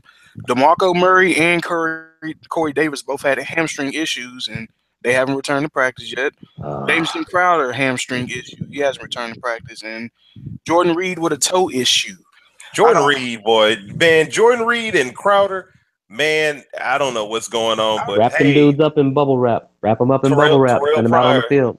we trusting you. out of all the players here, who's the one that concerns you guys the What's most? his name? From the Titans, the wide receiver. What's his name? You didn't name him Cor- off. yeah, Oh, he did. He yeah, named Oh, him you and did on my Murray. They fault. both have it. yeah, they both got the same hamstring injury. Honestly, that really, if from a fantasy aspect, that lifts Eric Decker up to me because Or Delaney Eric Walker. Decker is the touchdown champion, and I mean, I feel like he's about to get the yardage now if he goes Yeah. down for a significant amount of time. No Big injury to me. It's Sterling Shepard. Outside of the personal bang ups on my team because they do have a couple of guys that are out, both rookies, Vince Beagle and Demontravius. I hope I'm saying his name, Montravius Adams, D tackle out of Auburn. They both have foot issues. Adams actually had foot surgery, and he's going to be out for a while. But the one that really kind of jumps out to me the most, as far as from a progressive standpoint, both real time football and fantasy, is Will Fuller. Uh, I think that it's going to involve, that next man up mentality, granted, but I think as far as it pertains to the way that he functions in that offense is the pop the top off Yeah. the top of the defense, deep threat.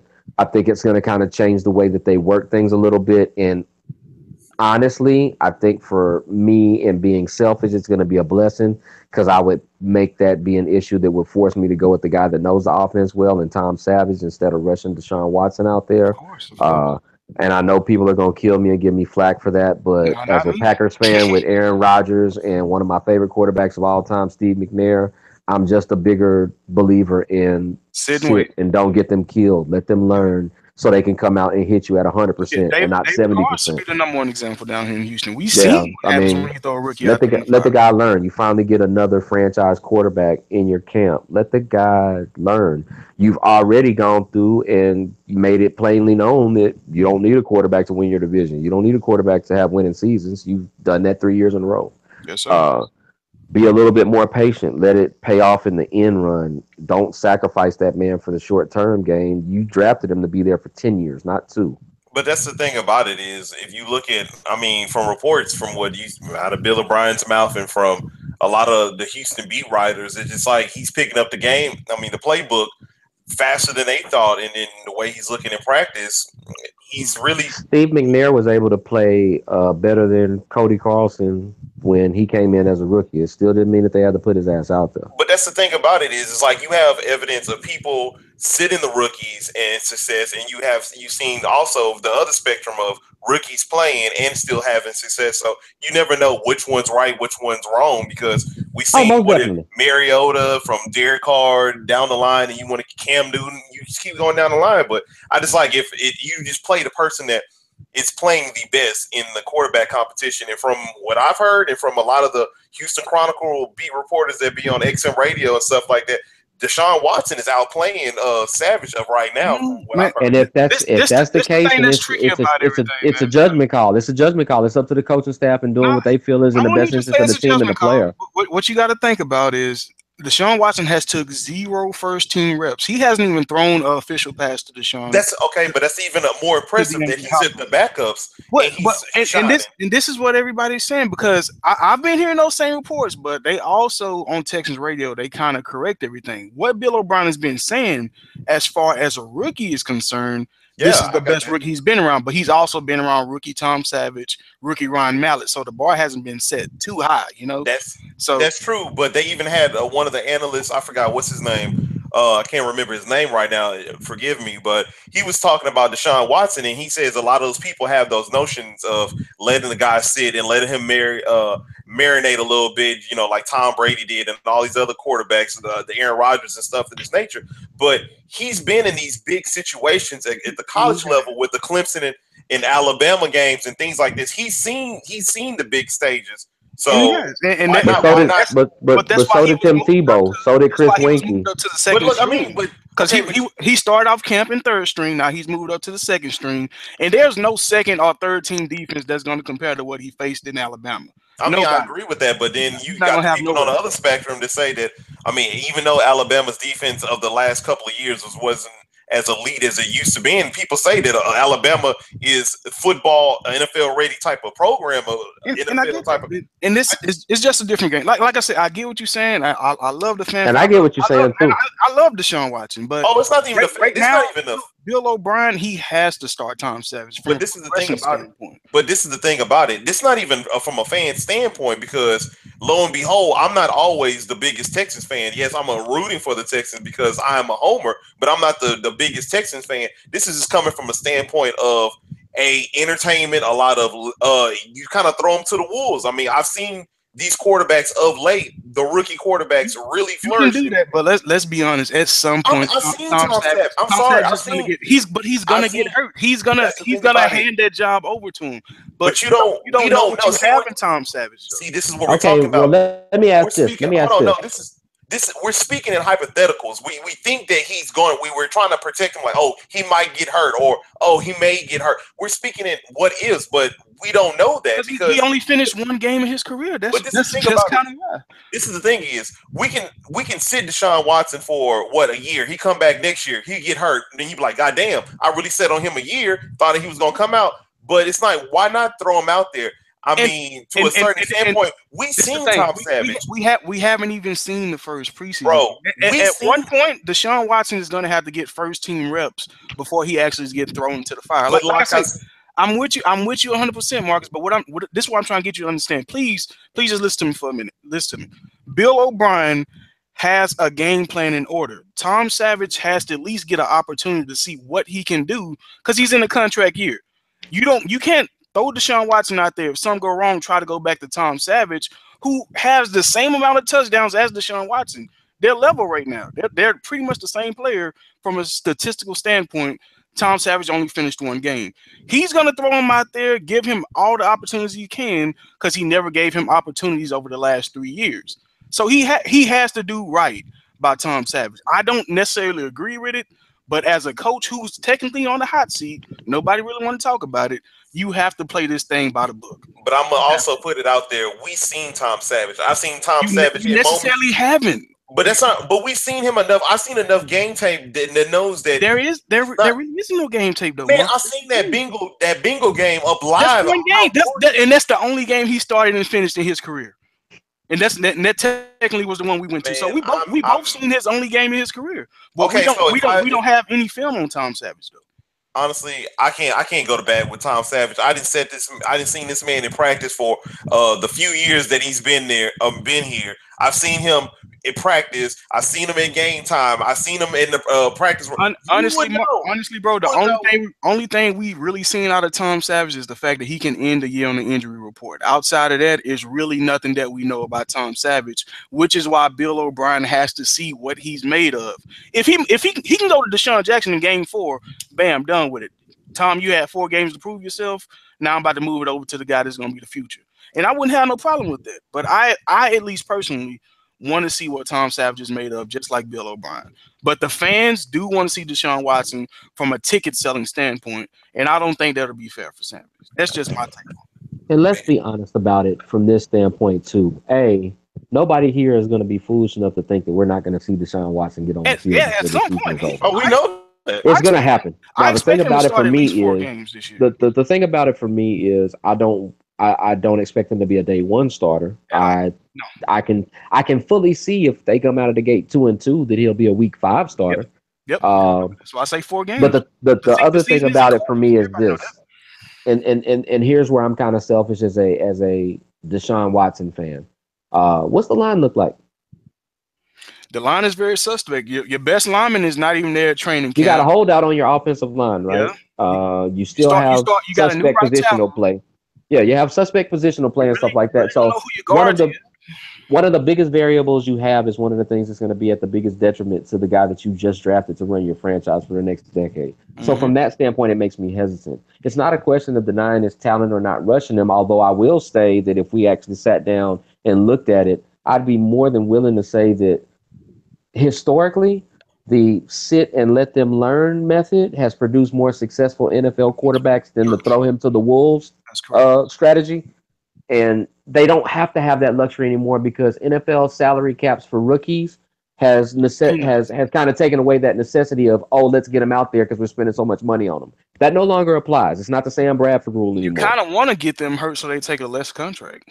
Yeah, I mean, and you go through, but my thing is this: if you go through, and it's kind of specific to the Texans because of the horror stories that they've had for quarterbacks as a franchise, period. I'm trying to go through it, and yeah, if you want me to be accused of being too protective, so be it. But with all of the other ways that they've done it, I haven't seen them be successful at the quarterback position. They've been successful as a team, but I haven't seen them be successful at the quarterback position. Outside of Schaub. Maybe it's time, but Schaub wasn't your guy from scratch, and that's the difference. I'm talking about as far as it pertains to taking a quarterback from scratch, just homegrown. There is no homegrown quarterbacks in this. There's no success story from this franchise for a homegrown quarterback. Was T.J. Yates, and that's pretty damn sad. So. Yeah, and that's just a footnote because that was the first dude ever to come out and start a playoff game from North Carolina at quarterback, something like that. Yep. But in the end of the day, man, I mean, it's something that the front office and the coaches are going to get together and decide on ultimately. Best case scenario for me, and I think ultimate compromise, let Savage come out of the gate the first 4 or 5 games. If he doesn't give you a winning record or if he's right at 500, then see what Deshaun has to offer. Tom Savage has up into that New England game. So I think everything's going to be based off how he performed week 3 because he's going to have the extra day to practice because they got the Thursday night game with the Bengals. So he's going to pretty much have 10 days prepared for New England. If he's stinking up then, I think Watson is going to be the starting quarterback by week 4. So that's why I say 4 weeks, Marcus. Man, I've seen him play 5 games. And I'm not impressed. Man, I just don't like him.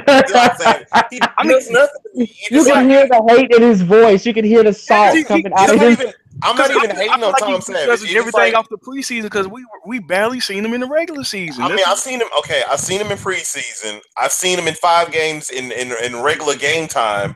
I'm just like, I haven't been impressed with Tom Savage. We got the Colts game, he got hurt. We got the comeback game with the Jags. We got the Bengals game where he stunk it up. He got hurt in the Tennessee game. So it's like he doesn't have anything impressive on his resume. I get that, but he still hasn't had 4 consecutive games of game tape where you can actually look at it.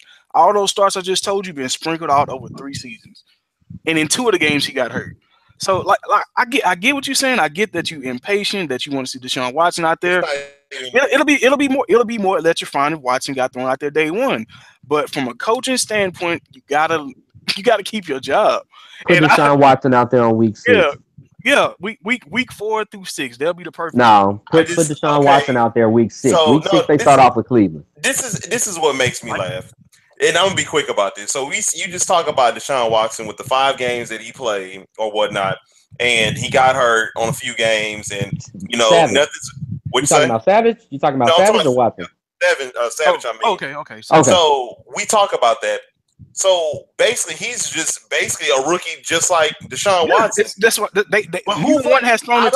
This is the thing about it is, what am I waiting for Deshaun Watson to mirror or to walk behind? It's not no veteran. It's not even like to get the playbook. Hey, this is a tough playbook. Every quarterback that's been with the Texans, you can go back to their first interviews. One dude said it's like reading Chinese checkers backwards, and not even so much a thing of waiting on what Watson's going to do or how he's going to develop, as much as maybe seeing what everything else around Watson is going to do and going to develop into as the season progresses, because you still have a lot of variables. You have no Will Fuller to stretch that defense in the wide receiver core. You're still trying to figure out if you're going to do running back by committee, how much you're going to try to use those guys. You're still trying to figure out. You're still trying to figure out how your line is going to hold up and pass protect. Those variables, to me, are a bigger reason to sit Watson than Watson himself. There's no denying Watson's talent. There's no denying Watson's smarts. It's just a matter of making sure that you put him in the best vehicle to drive that thing. Don't put him in a lemon. Put his ass in that fucking Bentley. That check engine light come on, it's gonna be a problem. Yeah, I mean, it's not a slight to Watson. I don't want you to think that I'm trying to slight Watson. Me neither.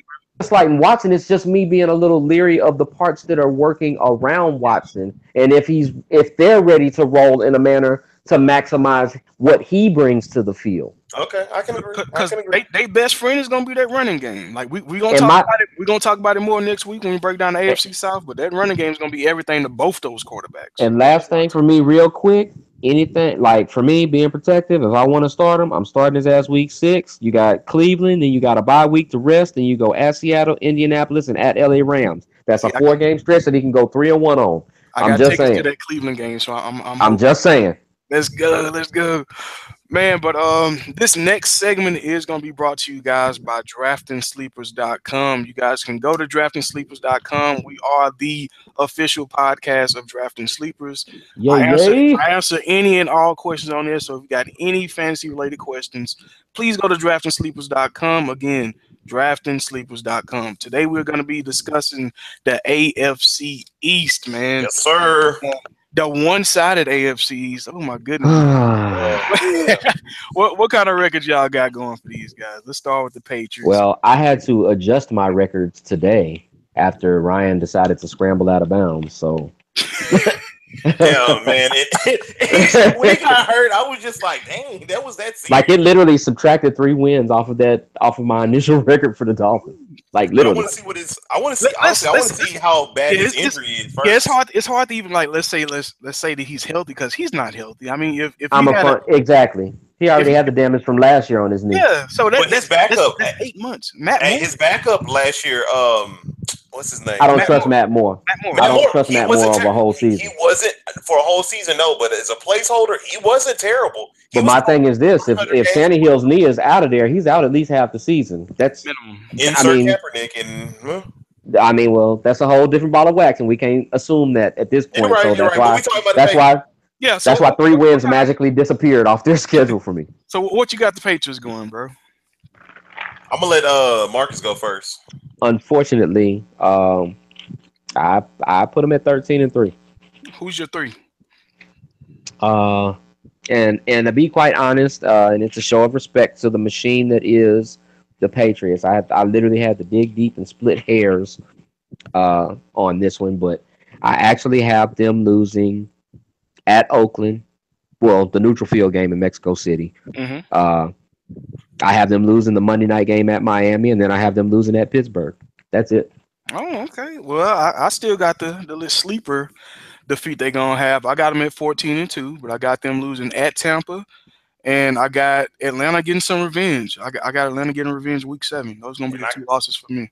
I got them If 15 it and was at Atlanta, I would agree with you, but the fact that it's at home is the reason why I can't pick them. I got them 15-1. I got them just losing to Tampa Bay because I'm high on Oh Tampa my Bay. God. I'm sorry. Okay, okay, I'm let's get this sorry, out of the though. way because we had our love affair with Tampa Bay. All three of us have a love affair with Tampa Bay right now, and it's definitely deserved to a certain extent. But then it dawned on me when I was watching cable, these guys are on Hard Knocks this season. Yep. Yes, sir. It's But not guess really what? a curse though. The, Hey, the it, no, Texans Man, made the please. it playoffs. didn't kill the Texans. The Texans actually was the Man, number one. please. They didn't kill the Texans. They Now ended they, up making they the they playoffs. didn't score in the playoff game, but they Oh did. well, that's I don't believe in that. I don't believe in that curse. I don't care. What was the Texans record that year? 97. 9-7. You know they record the last 3 years. But So they even they had so winnable will games. it be a win for y'all though? But will it be a win for y'all though with the expectations that we have if Tampa goes 9-7 this year? If they go 9-7, make the playoffs only. If they go Uh, 9-7, they won't make the playoffs in the NFC. We I both know mean, that. Ah, uh, man, with Tampa Bay, it's just I'm you high on them stabbing me. because I'm gonna be honest with you. That defense showed me at the tail end of last year that it was ready to play, and I feel like another all season of everything gelling together, injuries, Camaraderie. not counting that on Deshaun Jackson, the rookie wide receiver that they just Good one. Good they one. just drafted. Jameis Winston, third year, coming strong. Mike Evans still out And there being OJ Howard. OJ Howard beasting out there. Cameron Just Brate. dude. I feel like they Who's have the who's team. running the ball? Doug Martin, Chris Rogers, and Nicholson, and Chris So Charlie. Jameis Winston? Okay, cool. I was just checking. Jaquiz, I feel like Jaquiz is good enough.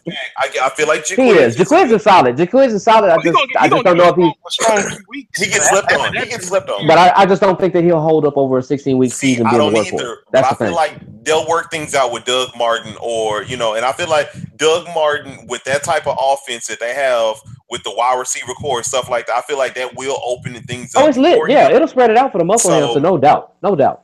I wish they had Charles Sims still. I mean, that would have been nice. But then again, nah, it's just they still got him. He just trying to They recover. still got him. He just like Doug Martin and all the rest of them. I'm All talking their about backup still. running backs is injury I'm talking prone. about got him like if he was still healthy and Doug Yeah, that's Martin their was. thing. All of That's their what I'm running saying. backs are injury prone. That's the biggest problem with their offense. All of their running backs They are all injury they all prone. kind of died last year. But I man, agree, but you can run it through the air. You know what they said? What Tom Brady was doing? You run it through the air. You and just that's fucking that's air kind of that what shit out. Yeah, but that's what he's Tampa gonna be ain't doing New this year. England. Tampa ain't New England, so Are let's y'all, not y'all No, gonna let's have not go that's with that true. analogy. That is y'all, true. y'all That gonna be is true. having any stock in Tom Brady this year? Going Oh, into I have the high stock. I stamped it. 45, That 45 ain't that ain't gonna touchdowns. happen. I don't care what you say. I've got it. 45. That Man, ain't gonna happen.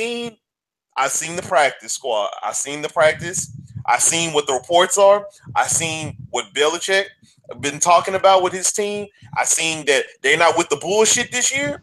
I've seen it, and I'm telling you, I've never seen Tom Brady with this many weapons. I understand he had Randy Moss and Wes 45, Welker and the 2 tight ends, but this is the 45 plus touchdowns. it's possible. I It's don't see very it's not. possible. Okay, so looking at the schedule, no. Listen to me. Listen to me. This is the thing. Do you expect Tom Brady to throw at least one touchdown in all of these games? Oh, 2. Yes. Do you Okay, expect Tom Brady to throw that's two 16 touchdowns? Listen, touchdowns. 2 touchdowns in every one of these games? Yes. I can see Tom Brady throwing for 3 touchdowns In at least in 8 games. every single one of these games. What Nah, is bro. 16 Nah, bro. times 3? Nah, Okay. bro. Guess what? Even Nah, if bro. he don't listen, Not even if he Denver. no Not, listen, Nah, bro. no listen to me. Listen, even if he does not throw, maybe not even 3 touchdowns in maybe 5 games. Guess what? Tom Brady is at least can throw 4 touchdowns at least on a couple of these teams, and may sneak up and get 5 in a couple. That adds up, and that adds up to Bro, I think 45. the last time the world saw a quarterback throw 3 touchdowns a game in the NFL for an entire season for the most part was Aaron Rodgers in 2011 when he threw 45 in 15 games. Like I said, because they took that 16th game off. However, the thing that makes me leery about this magical 45 number you keep throwing out, you act like New England plays against trash defenses all season. They play against some pretty good overall defenses, and they play against some pretty good secondaries. And once they get up, they trying to run that route. Exactly. And Belichick ain't the whole let's sling it 45, 50 times a game no matter what. Once they run up a 10-point lead, that ball is going to get handed off. That ball is going to get handed off. Like I said, 45 touchdown, book it. Oh, I can't wait to see you. I can't wait to see touchdowns, then Gillislee gonna have 20 touchdowns. So somebody's gonna get. Man, y'all are both on crack right now. Gillislee's gonna have 20 touchdowns. Let's go right here. Y'all are both higher than 2 Kikes and 3 Jaybirds. Oh my God. Let me break this down. The Chiefs, I can see him throwing for 3 or 4 touchdowns. This is opening game. Then he plays the Patriots. He can cook the Patriots. Whoa, you said you can see them doing what? He gonna. Do you not hear practice? This is. You said he gonna throw for 3 touchdowns against Kansas City? Do you hear what I said? This is opening game for the Super Bowl Patriots. He can throw for 3 touchdowns. And you have this thing. He cooked them for 3 or 4 touchdowns. Then you got the Texans. Maybe he'll get 2 touchdowns. The Buccaneers. Oh, maybe he'll get 2 against the Houston, but I'm still saying, Kansas City secondary is twice as good as Houston. You act like these men are not fresh. You coming straight off of Super Bowl. You act like Marcus Peters and that secondary ain't fresh. So what? Who cares? You got Brandon Cooks. You got my God. You got a healthy Gronk. You got a healthy Gronk. Nobody. See, this is what you sleep on. Oh, I can't wait. I cannot wait. Man, you know what? I got a Tom Brady that's plastered all over NFL Madden covers too. I can't wait. I can't wait to text you after. I can't wait to text you after the end of that game and say, Marcus, how many touchdowns did Tom Brady throw for? Can't wait to text you at the end of the year when he only has 37 touchdowns and wonder where the other 8 were. Watch what I said. Book it, people. Don't let him distract you from the fact Tom Brady has the greatest offense that he probably ever played with. The defense is. Oh, and happy birthday to Tom Brady! Wow, yeah. Oh yeah, happy birthday, Tom! Terrific. On the practice field. You know what it is. 45 touchdowns. Happy birthday, Tom! Terrific. Man, all right. So outside of Tom Brady, let's talk about the weapons. Which one of these weapons most intrigues you and would be on one of your fantasy? Well, you don't have to ask Griffin that. He didn't already laid out the entirety. Down to the ball boy. Exactly. See, I told you. He want them all. Just give it to a buffet style. Run it to the. He gonna throw. Watch one game. You gonna see Peter Griffin run in the end zone. I'm done, man. Peter Griffin gonna have 2 touchdowns. Mark Wahlberg gonna have 3 touchdowns off the slant. I mean, let's get it to everybody. Bill, and DeVoe are both gonna have a touchdown apiece on the Thanksgiving game. I mean, yeah, just throw in all the Boston people. Is that Bill Russell out there? Is that Bill Russell out there? Gordon Hayward gonna be at slide. I hate you right now. I hate you so much right now. I'm high on Edelman, man. I feel like Edelman is gonna get with Brandon Cooks. It just opens with a healthy Gronk and a healthy Brandon Cooks, that kind of opens up the middle of the field for Edelman to do what he does. And you see he's been putting on weight, and he's really been working on his strength and conditioning in the offseason he was talking about. So I feel like he's want to come back. But is he going to score more? I mean, he's money in PPR leagues, but is he going to get to the end zone? Yeah. Hell, he had 98 catches and 1,100 yards last year, but he only scored 3 times. Yeah, that's frustrating. In a regular league, that's going to get you killed. Yeah, in PPR, I definitely. In a PPR league, he's one of the top 10 wide receivers without a doubt. Like I said, I've been growing more and more on Gillislee, so I think that's a guy I'm a target. But I feel like a lot of people gonna be jumping up for Gillislee. It's gonna be a fight. Like when that 4th round come around, I'm just gonna be staring around and people try to see, all right, when I'm gonna have to make when I'm gonna react. But I don't think you can go wrong this year. I think this year is so deep at the wide receiver position, quarterback position, running back position. It's all going to come down to injuries. Whoever got those teams at the healthiest when it all boils down, those are people that's going to end up winning leagues. For me, the only viable commodity from a fantasy standpoint on this offense is Tom himself. Everybody else still has significant question marks, in my opinion. There's no real guarantee, either because of the system that they run or because of the overall health of the players involved. There's no like lock, stock, and barrel. I can put everything that I got on this guy But on them from a like fantasy standpoint, other like than Brandon Tom Cooks Brady. in the third, that is too high. That's too high. That's too high for Brandon Cooks. That's Yeah, way I mean, like, unless some information come out that I don't know about, that like gives me the inside track to know that he about to catch at least one of them 3 touchdowns a game from Tom Brady. Yeah, that's third round is a little too high. What about Gronk? Are y'all willing to take that chance on Gronk? We know he got the contract It that's based off it his depends stats. on what tight ends are available and what round it is.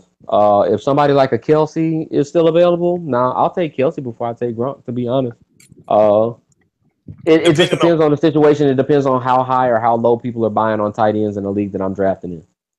Yeah, I'm with Marcus on this one. Depending on where my draft spot ends up, if I'm in the first round and say in the tail end of the first round, and I have maybe AJ Green, all the top 4 wide receivers gone, the 3 running backs, I might this year take a flyer on Gronk. I've never taken a flyer on Gronk. I've never been Ooh. one to draft Gronk. I just feel like That's the boat I'm in. Well, I the mean, only reason, he got to at least catch 18 of them 45 but touchdowns, the, right? the, You the really only right. reason, hey man, and it's like I'm high on Tom Brady with the touchdowns, but with Gronk, man, it just feels like this is the year that the Patriots want to come out and they just want to hit it all types of cylinder, and they're so deep at Deep. every Dwayne position Allen too. I that forgot about opens Dwayne it up. Allen. Oh, and then also that's what I was going to mention. Dwayne Allen, look what he did for what's his name? That's with the Saints. Fleener. Fleener, Kobe Fleener, just that 1-2 punch. I feel like Dwayne Allen is a little bit of a better tight end than Martellus Bennett. No disrespect.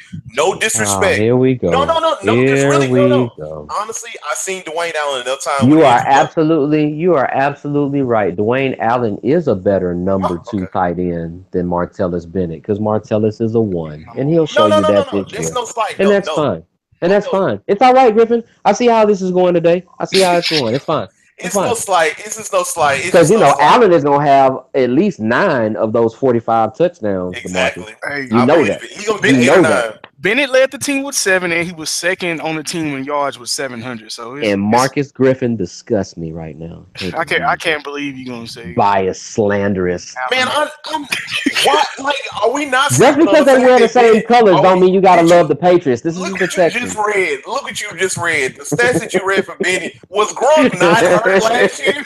So we just gonna go. Just are we It's gonna fine. allude to the fact that Hey Gronk man, was? it's fine. It's fine. Come on, Gronk is man. gonna surprise you, and he's gonna play all 16 games, Yes, and you're sir. gonna be stuck with Allen having no points and no touchdowns. It's I'm fine. not. Hey, I'm not drafting You say Allen. he I'm ain't drafting drafted. Gronk if he's out there. I'm You get the telling you, man. Brontosaurus. Right now, I feel like from what I've seen from Martellus Bennett and what I've seen of Dwayne Allen when healthy, I feel like he can run.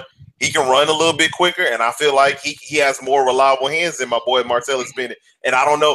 I'm not gonna throw no slight to Jay Cutler because a lot of those games I had Jay Cutler as my quarterback. So I watched him and I watched Martellus drop many of footballs, and I've seen him That's drop many because of Jay footballs. throws a drunken man's pass. That has nothing to do with Man, I've seen Martellus. some. I've seen some right in his That hand, is and the he just most drop it. hold my beer quarterback. I'm telling you, In man. the I'm two not. Oh, he threw 3 picks this week. Hold my beer. hold my beer. But yeah, I'm high on Gronk, man. If he at the end of the first round, if he's there, I would take a flyer on him just for the simple fact is I'm high on the Patriots. I'm high on just Gronk want to come back and actually be healthy and try to prove Yeah, you everybody wrong and everybody with the positions being so deep on the Patriots. I feel like everybody's going to eat this year. you got to be sky high to take him in the first round. I don't think there would be any circumstances that I could really think of other than being in like a 20 team league that I would pick a tight end in the Well, first round. Marcus, there you go. That House of Houston League win. We're gonna have to take some advantages. I'm just telling you, it's like I personally have never been one to, like you said, tight end, and I'm Yeah, just high on the like if Patriots it's this if year. it's a That's all it situation is. where you're playing in a high number of teams league, then it Hmm. makes them eminently more valuable as True. far as his draft position. But if you're playing in a regular 10 or 12 team league and you pick him in the first round, I might throw my beer on you.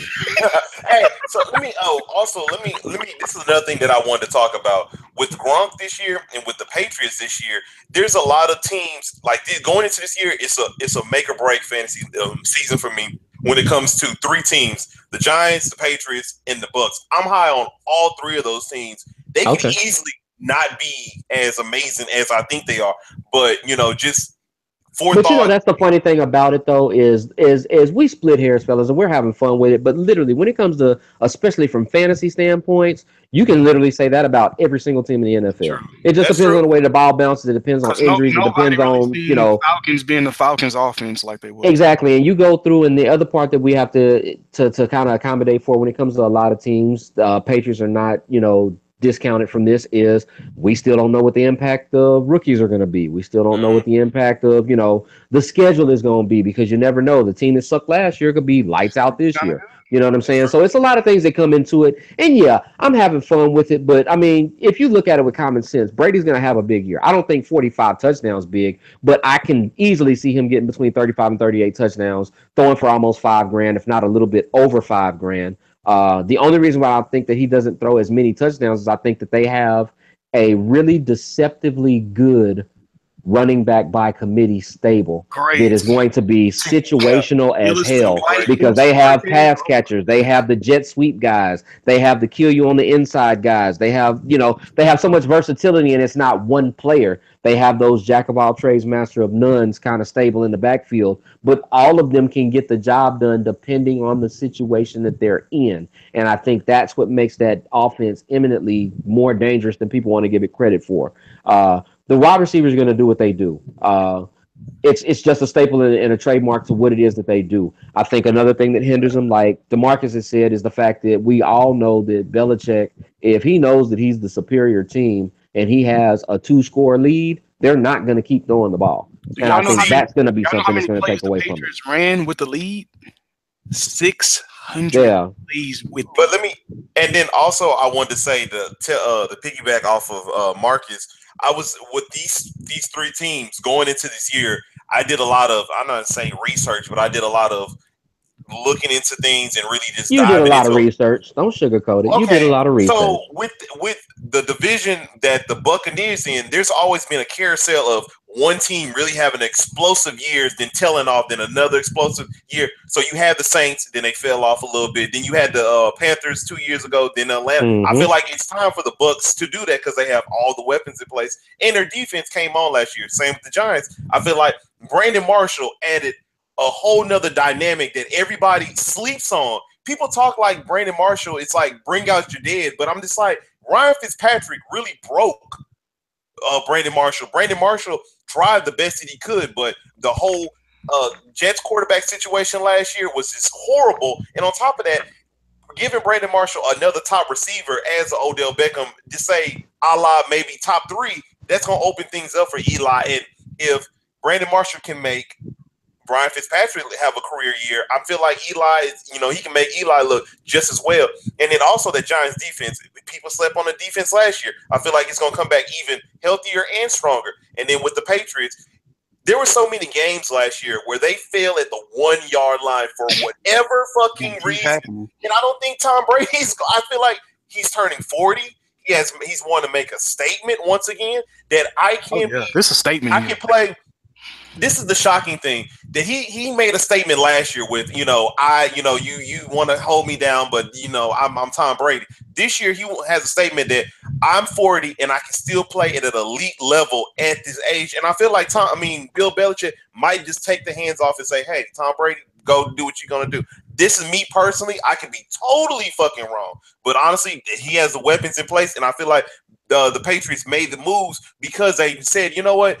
Let's honor Tom Brady and let him those poker chips in. Because we never seen the Patriots make moves like this. No, I've never seen them, and there has to be a reason. And I just have faith that Tom Brady's gonna want to break that Peyton Manning record. Now, wait. You say you've never seen them make moves like what? Like loading up on offense like this?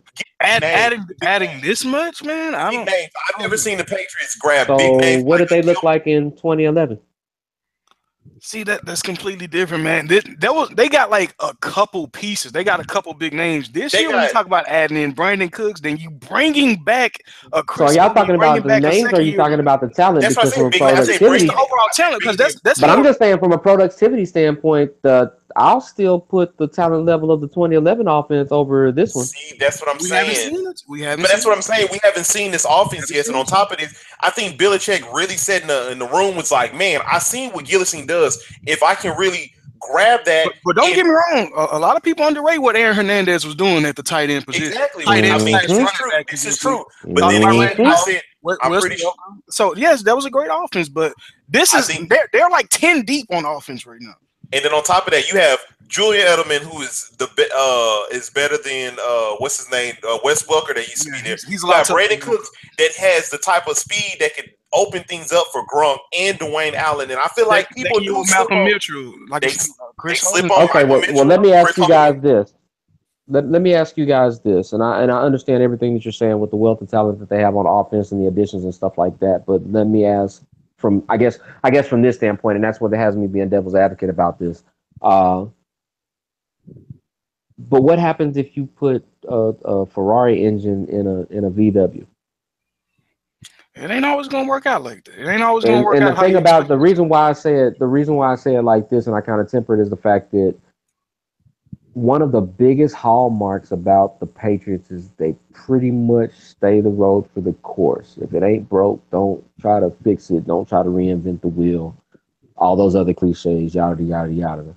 Uh, Sometimes you can add a little bit too much, and it kind of leaves you scatterbrained, and you kind of get away from what it is that got you there in the first place. And that's why I think that Bill Belichick will be hesitant. He'll be encouraged by the fact that he can, if need be, take that governor off that VW and let that bitch loose on the open road. But I think that he's still going to be the same old Belichick at the end of the day. We're going to do what works. We're going to do what wins. We're not worried about numbers. We're worried about them W's. We're worried about them rings. The Yeah, because Patriots are different when it comes. The Patriots are different in that regard more than almost any other organization that I see in the NFL because they are literally oblivious of numbers. records. Yeah, Because when you talk about Tom Brady, honestly, most people do not bring up his numbers. They because he's just not bring there. up his wins because Because that's the way that you look at the team. People don't sit and see exactly because it's so vanilla and it's so precise and it's so methodical. People aren't really aware of how many 4,000-yard seasons Tom Brady has had. Because if you're not paying attention to it, it doesn't look like he's having a 4,000-yard season. See, They're and that's that methodical. okay. So this is how I look at it. So when Belichick goes and grabs these players in the offseason via trade or whatnot, they're usually like C list type of players, and they become B type of players and Hmm. A level type of players. So they went and go get a Gilmore who has who was being underutilized with that team. Still had a great team. I mean season, and you put him on a better team. Then you go grab a Brandon Cooks who made the Saints look really great. And what do? Put him on a better team. Then you grab what's the name? The running back Gensley. But What's is it a better team for what he? But is the Cooks acquisition putting him on a better team overall? But does it put him in a better situation situation for too? what it is that he wants to do? if Because the type Gronk of is healthy, offense that they run in New Orleans benefited his skill set to the T. They're not necessarily going to run that free flowing of a passing offense in New England to let him get his shot off You like can that. even drop off. He's always good at the drop offs too, and taking it to the house. I've seen him do that a few times with Drew Oh, Brees. I most feel definitely. like But it's different situations, different circumstances. You're talking about a different conference. You're talking about playing against different defenses. You're talking about playing against different safety combinations and stuff like that. It's a little bit different when you go through and you look at the secondaries that exist in the AFC East and then compare them to the ones that exist in the NFC South. It's a little bit of an uptick that you're going into this division as opposed to the one that you left. I And that's agree. the I only thing agree. that I say. There's all kinds of variables to look at, and I'm just nitpicking and just being devil's That's true. advocate. But that's why I'm saying that it makes me just a little bit hesitant to think that Bill Belichick is just all of a sudden going to come out of that hoodie and be like, you know what, fuck this shit. Everybody put your gators on. We stepping out every week, I like. every week. I feel like the Patriots have the type of offense, a la. I feel like the acquisitions they made them warrior like. Honestly, just with the And acquisitions. I agree completely. I just don't think that they'll take the warrior mentality about it because they don't really have to. See, and that's the thing about Tom Brady. You know how like you just said that he accidentally like you look up and say, "Damn, that nigga!" Like in the It's that Super Tim Bowl. Duncan. It's that Tim Duncan. You look up and you be like, how many yards? When you looked up, he was like, "Man, he had over 300 some yards," and he kept on going. That's the thing with the Patriots. I feel like Tom Brady on accident is going to throw like maybe 3 touchdowns. It's just But like let's also remember that they needed every single yard and every single pass in that Super Bowl to get that win. That was more out of necessity. That just wasn't him throwing it up. And that's the big difference. You're not going to see them going through, and if they're up 2 or 3 touchdowns, he's still not going to be throwing that ball in the third quarter. That's the thing about Belichick that I know. They're going to sit and they're going to ground and pound it. Belichick is still a run-first guy. He still remembers his New York Giants roots. He still remembers the stuff that he tried to accomplish with the Jets and with Cleveland. He's always been a ground and pound guy. He just has the luxury of having the greatest winner at the quarterback spot ever in the history of football to play with when the run don't work. Don't forget, Tom Brady did open it up for Tom Brady last year and let him do what he wanted to do. Tom Brady was putting them numbers. And that was by necessity, and that was because of the fact that they wanted to rub it in the commissioner's face and let him win an MVP and a Super Bowl en route to doing it. 40-year-old quarterback. It's his birthday year. Turned 40. And how many 40-year-olds you done seen throw for 40? Oh, we're about to see one this year, son. How many 40-year-olds you done seen throw for 30? Unfortunately, guys, it will be a quarterback in the AFC East that won't be throwing for 40 touchdowns. We already know who that is. And there'll be 3. There will be 3 of them. Breaking news just hit that they fear that he's going to need season-ending surgery. I knew it. Out of there. I knew it. Welcome to 8-8 Miami. Bienvenidos a Miami. I had them at 8-8. Now I'm not too sure. Now it's I had them as a surprise team that was going to actually kind of give the Patriots a run for their money. And I had them as high as 11-5. I had them as high as 11-5 this season, but as soon as that Tannehill thing came down, they lost 3 wins with me, and they're at 8-8. Yeah, so I'm pretty low on them overall right now. Just in general, looking at everything, I don't even think my feelings is hurt. This was one of those key times, and they had everything pretty much in place to be able to challenge the Patriots, particularly at the fact that their front four is so supremely overrated, but is such a matchup nightmare for New England's offensive line. Them games this year are gonna be fun. It would have been very entertaining. No. From that defensive standpoint, it's still going to be fun because they're going to put all kinds of heat on Tom Brady. Shit, but I was maybe out there for 50 minutes though. I was really interested in seeing what Tannehill was and I still have them splitting. Even with Tannehill being gone, I still have them winning their game at home against New England. Okay, well, I was interested to see what Tannehill was going to do this year. Just with the season that he had last year, he seemed like he was coming on. He was coming on. I feel like it was going to be the year, but then again, the Dolphins going to have to take a look at that quarterback situation. Tannehill does get hurt a lot. We may have to start looking at what do we want to do going forward at the quarterback position. Shit, Tannehill sure gets paid a lot. He gets paid a lot, but then again, it's just like, man. I'm talking about looking at. They gonna start looking at in the draft, in the upcoming drafts and stuff, drafting the quarterback. Should have been looking. Well, I mean, unfortunately, one of the side effects of everything going through, and the fact that I'm actually a big fan of their head coach, Gaze. I really like what he does. Poor Adam. As far as his innovativeness with the offense and stuff like that, and they're actually putting stuff together and moving in the right direction. They're trending upward as a team. I think that this is a huge stumbling block. It's going to be interesting to see how they go through with this, if they actually decide to put the eggs in the basket with Matt Moore and ride out, or if they go another route, which we've spoken on twice, so I'm not going to speak on it again. Let me ask they you a have question. So many pieces. Yeah. Let me interrupt you right now. Bleacher Report just dropped something saying that Jay Cutler is going to delay his. Yeah, he's waiting for them to offer him a shot. Honestly, Jay Cutler in that offense would be interesting. If Jay Cutler goes to the Dolphins, I'm taking away another win, and I'm putting them at 7-9. I'm going to Miami holding my bed. If Jay Cutler goes to Miami, I'm telling you right now, take another win off, and they'll go to 7-9. Hey man, I'm just interested. Hey, I don't know, man. I just personally think that I feel like Jay Cutler, he was in such desperation.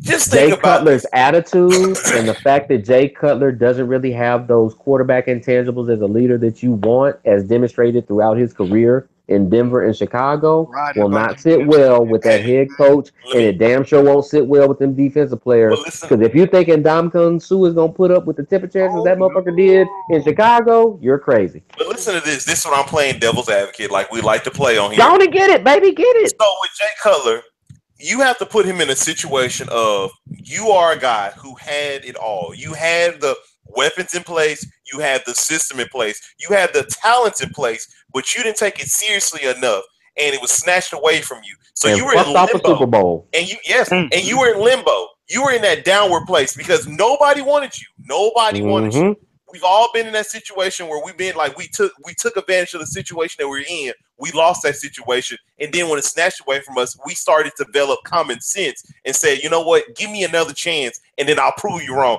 I personally think he has the necessary skills, he has the talent, he has the arm strength, and I feel like he has the tangibles that can really make that a season not terrible for the Dolphins and really be a nice placeholder. Me personally, but with Jay Cutler's attitude from what we've seen for all the years previously, who Yeah. knows?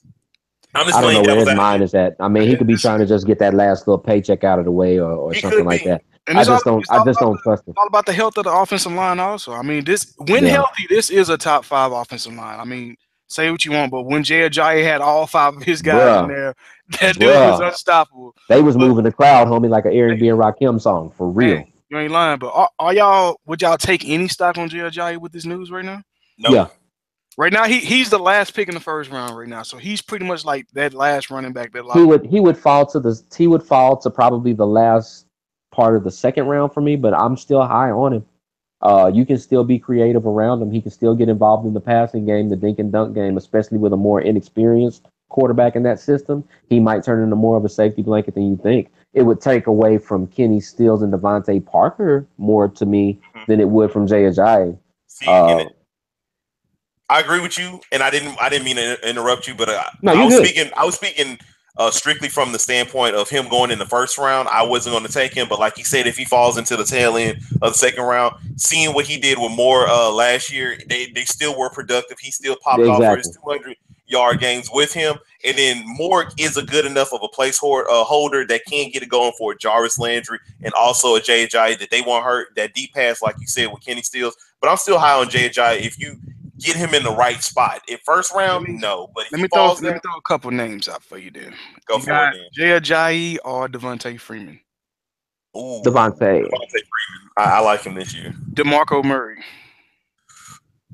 Man, that No, hamstring DeMarco to issue. me gets Give me hurt more. I JJ. mean, DeMarco's hurt right now, so Give me JJ. Melvin and Gordon. you know what? Let me clarify that, because technically both of them are hurt, but one is True. hurt with a concussion, the other one is hurt with a hamstring. Hamstring Hamstrings for running linger. backs, no go. They Hamstrings for me linger. with running backs, uh. Melvin Gordon. I'm Oh high on man, why'd Melvin. you even put that name on You there? got to go for Why'd you put Melvin. that name on there? I can't do it. Jordan Howard. Now, Oh, give I me mean, with JJ. Forrest Lamp being out, their line was already suspect, and that was supposed to be a bit of the hope that was going to Oh bring them yeah, he back did up. just get hurt. With Never Lamp mind. being out, I don't trust Melvin Gordon right now, and You're it's right. not a You're slight right. on Gordon; it's a slight on his ability to actually be able to have a hole to run through. True. He's not good out the backfield too. We saw how he was. He was getting I mean, he pummeled in the does his thing, backfield. but I mean, he's that classic type tailback. You got to present me a hole that I can run Mm-hmm. through. Yeah, they can I'm run not through. Yeah. Le'Veon Bell. I'm not about to tap dance and stutter and wait for one. Mm-hmm. I need to have one when I get this handoff and get to that line of scrimmage, And or it's worse. just going to be a no gain or a loss. Marshawn Lynch. I'm high on Marshawn this year. I don't Nah, know. bro. See, that's what I'm. You know what? Somebody pointed that out the other day. One of his analysts. I forgot who he is. Once again, I'm always forgetting the analyst's name. There's so many people I listen to. But he was talking about Marshawn Lynch. The year off that he's had is the most. It's the best thing that he could have done with the mileage Mm-hmm. on his body, and him going into the offense that the Oakland runs. I mean, that has. They're gonna feed him, and they feel like he really eluded a lot of I'm messing up words. He eluded a lot of tackles and didn't take a lot of punishment as people perceive. And I truly Mm-hmm. feel like he still got something to prove. And a man with something to prove playing at his own hometown, I always gonna put my chips in that man right there. So I'm gonna I roll with completely Marshawn. agree. I completely agree, but the only reason why I won't take him over Jay Ajayi is the fact that that offense is not predicated on Marshawn Lynch having to run the ball a lot. He's going to be a goal line beast. He'll probably get you double-digit touchdowns, but I doubt that he will run for a grand this year. He may not. He may That's the not touch biggest it over hang up. 200 times. I think And that. that's the thing about it, that And Jay Ajayi because of had the fact that they have so many splash. weapons and they're gonna roll with that passing offense. They're gonna roll with Carr. It's Carr or bust. Even with Lynch being there, in my opinion, they're gonna put a lot more. It's still gonna be pretty much a 65-35 split past the run. That's not gonna get him a grand. That's not gonna get him 220, 250 touches. And that's the only reason why I'm down on him. I'm not down on his ability. I just don't think he'll get as many opportunities Oh as no. Jay will. Yeah, Jay's gonna. Jay's gonna May eat. touch. He Jay's gonna gonna eat. eat like He's by gonna eat. necessity. Yeah, he He may gonna get eat. 300 touches. But I'm just on with Marshawn Lynch. I just truly feel like No, I hear you. In the But touchdown. don't get me wrong. That's what I'm saying. Like if Marshawn is available for me in the fourth, it's a done deal. I'm that's good. what I'm saying. The But tail end touchdown. of the second, I'm not gonna take him over Jay Ajayi. See, and that's the thing I was talking about from a fantasy aspect. I think Marshawn is going to give you at least 12, maybe 13 touchdowns this year. Maybe. Ooh, See, and I'm see the ooh. only reason why I'm giving him that many No, it's touchdowns possible. is they're gonna. That's possible. It is. The It only is reason why. possible, but I'm thinking more towards like 8 to 10 at the most because of Oh, the fact that they spread the ball around so If much. if it's a prolific offense, he can and touch 12. But if it's and just that's regular, yes, eight, see, eight. and I But you think got to that remember the other part that we suffer from when it comes to that offense too. Just like Green Bay, just like New England, they've upgraded them tight ends too. They're going to run a lot of Warford and a lot of Jared Cook in there. That's going to take away some of them goal line looks and touches because they already throw a ton of red zone passes to Cooper and Crabtree. and That's what is the only Adam reason why I Gaze? don't think that. That's the only What reason is why I don't think that Marshawn is going to get that many touchdowns. He can. He's so? capable. What is Adam Gaze known to do with the running back Adam position? Adam Gaze is really innovative with it. As they went through last year and found out that he was serviceable in that regard. Oh, they went ground and pound heavy with Ajayi when the Mhm. opportunity presented itself. But they will still get him involved in the pass offense as well. They They still still had do the dink and 27. dunk. They still run the screens and stuff like that. So they like the dual threat Hmm. ability of the tailbacks. They're going to get him touches in the passing game as well as getting him all that he probably wants in the run game. And then what is Jack Del Rio known to do?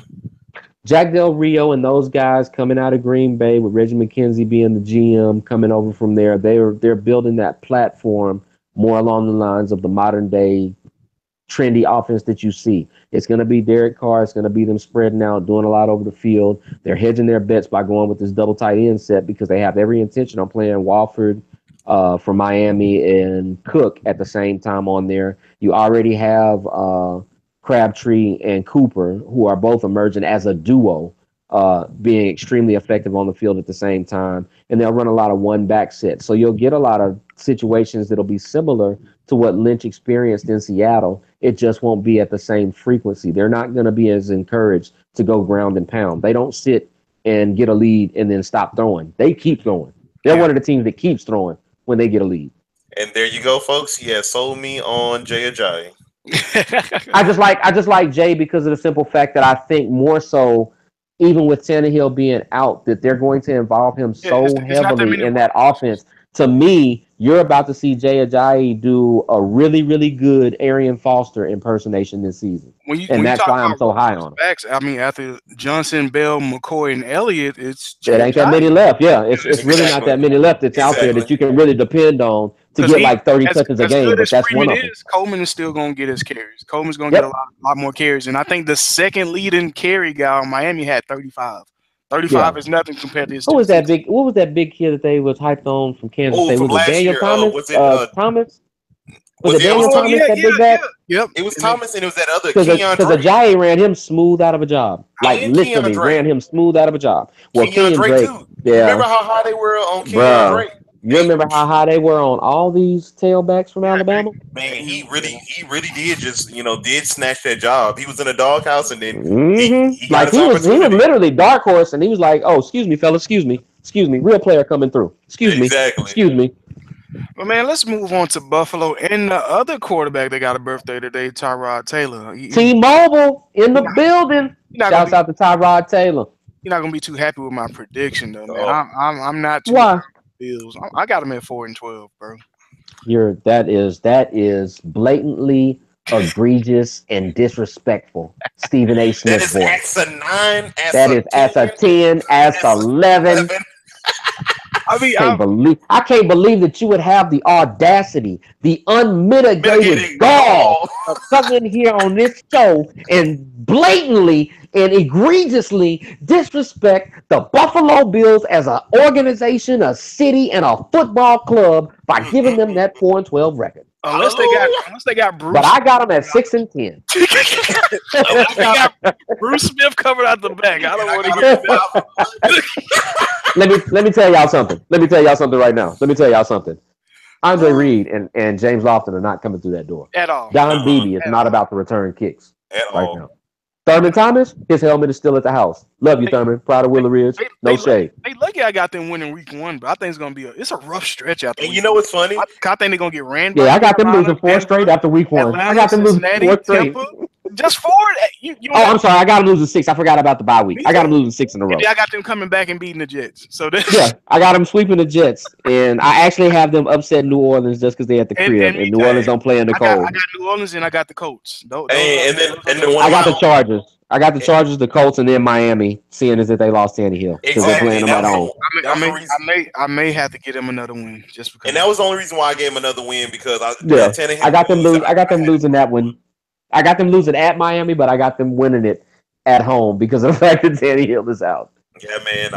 I got them losing to beating them. I got them beating the Chargers. I got them sneaking the Jets. I mean, hold on, Mr. Lightning Bolt. Man, I can't. I mean, around that time, the Chargers ain't gonna have nobody. At the Chargers. You know what? We'll save that one because I mean the Chargers ain't looking too hot this year. I mean, who Jared Goff beating, bro? It ain't like this Buffalo defense gonna travel to LA. No. That is true. But in a shootout, I trust in Tyrod taking advantage of the Chargers, and I'm not. That's why I lost faith in the Chargers from looking at it back in a standpoint. The Chargers always what's that? The injury bug is always snapping at their ass, and then once again, I can't believe in that team anymore, and I have to give it up. I trust more in Chargers more than the Bills. You know what? The key for me when it comes to that Chargers Bills matchup is the fact that I trust the 11 on defense for Buffalo more than I trust the 11 on offense for the Chargers. It's not the same 11 though. There's no Gilmore. There's no Williams. But you know what? The funny part about that is when it comes to that 11 on defense for Buffalo, one of the smartest things that they ever did was getting out from under that 3-4, and they play a 4-3 now. And that defensive line and that back four with them two young guys, Ronald Darby and Tre'Davious White that they drafted out of LSU, is going to actually add up and work out for them, man. Micah Hyde moving over there to safety from Green Bay is going to work out for them. It fits to the scheme that they play.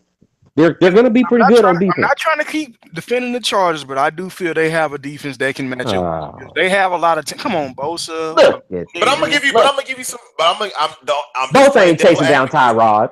Oh, come on, now. Tyrod always. Bosa gonna have. I guarantee you will have double-digit sacks this. I can't sleep on. Tyrod, he will, but he won't have it against. He won't have it against Tyrod though. Yeah. I don't sleep on Tyrod. We gonna see that one. I mean, that's week 11. It ain't like it's gonna be for this two non-playoff teams. So neither one of these guys concern me. I'm just saying. I got a chips and salsa bet right now that he don't get 2 sacks against Tyrod. I'm just saying. I'll take that. And I'm talking green salsa, homie, not the red. Green salsa. Not the one that you get for free. You know what I'm saying? Get with me.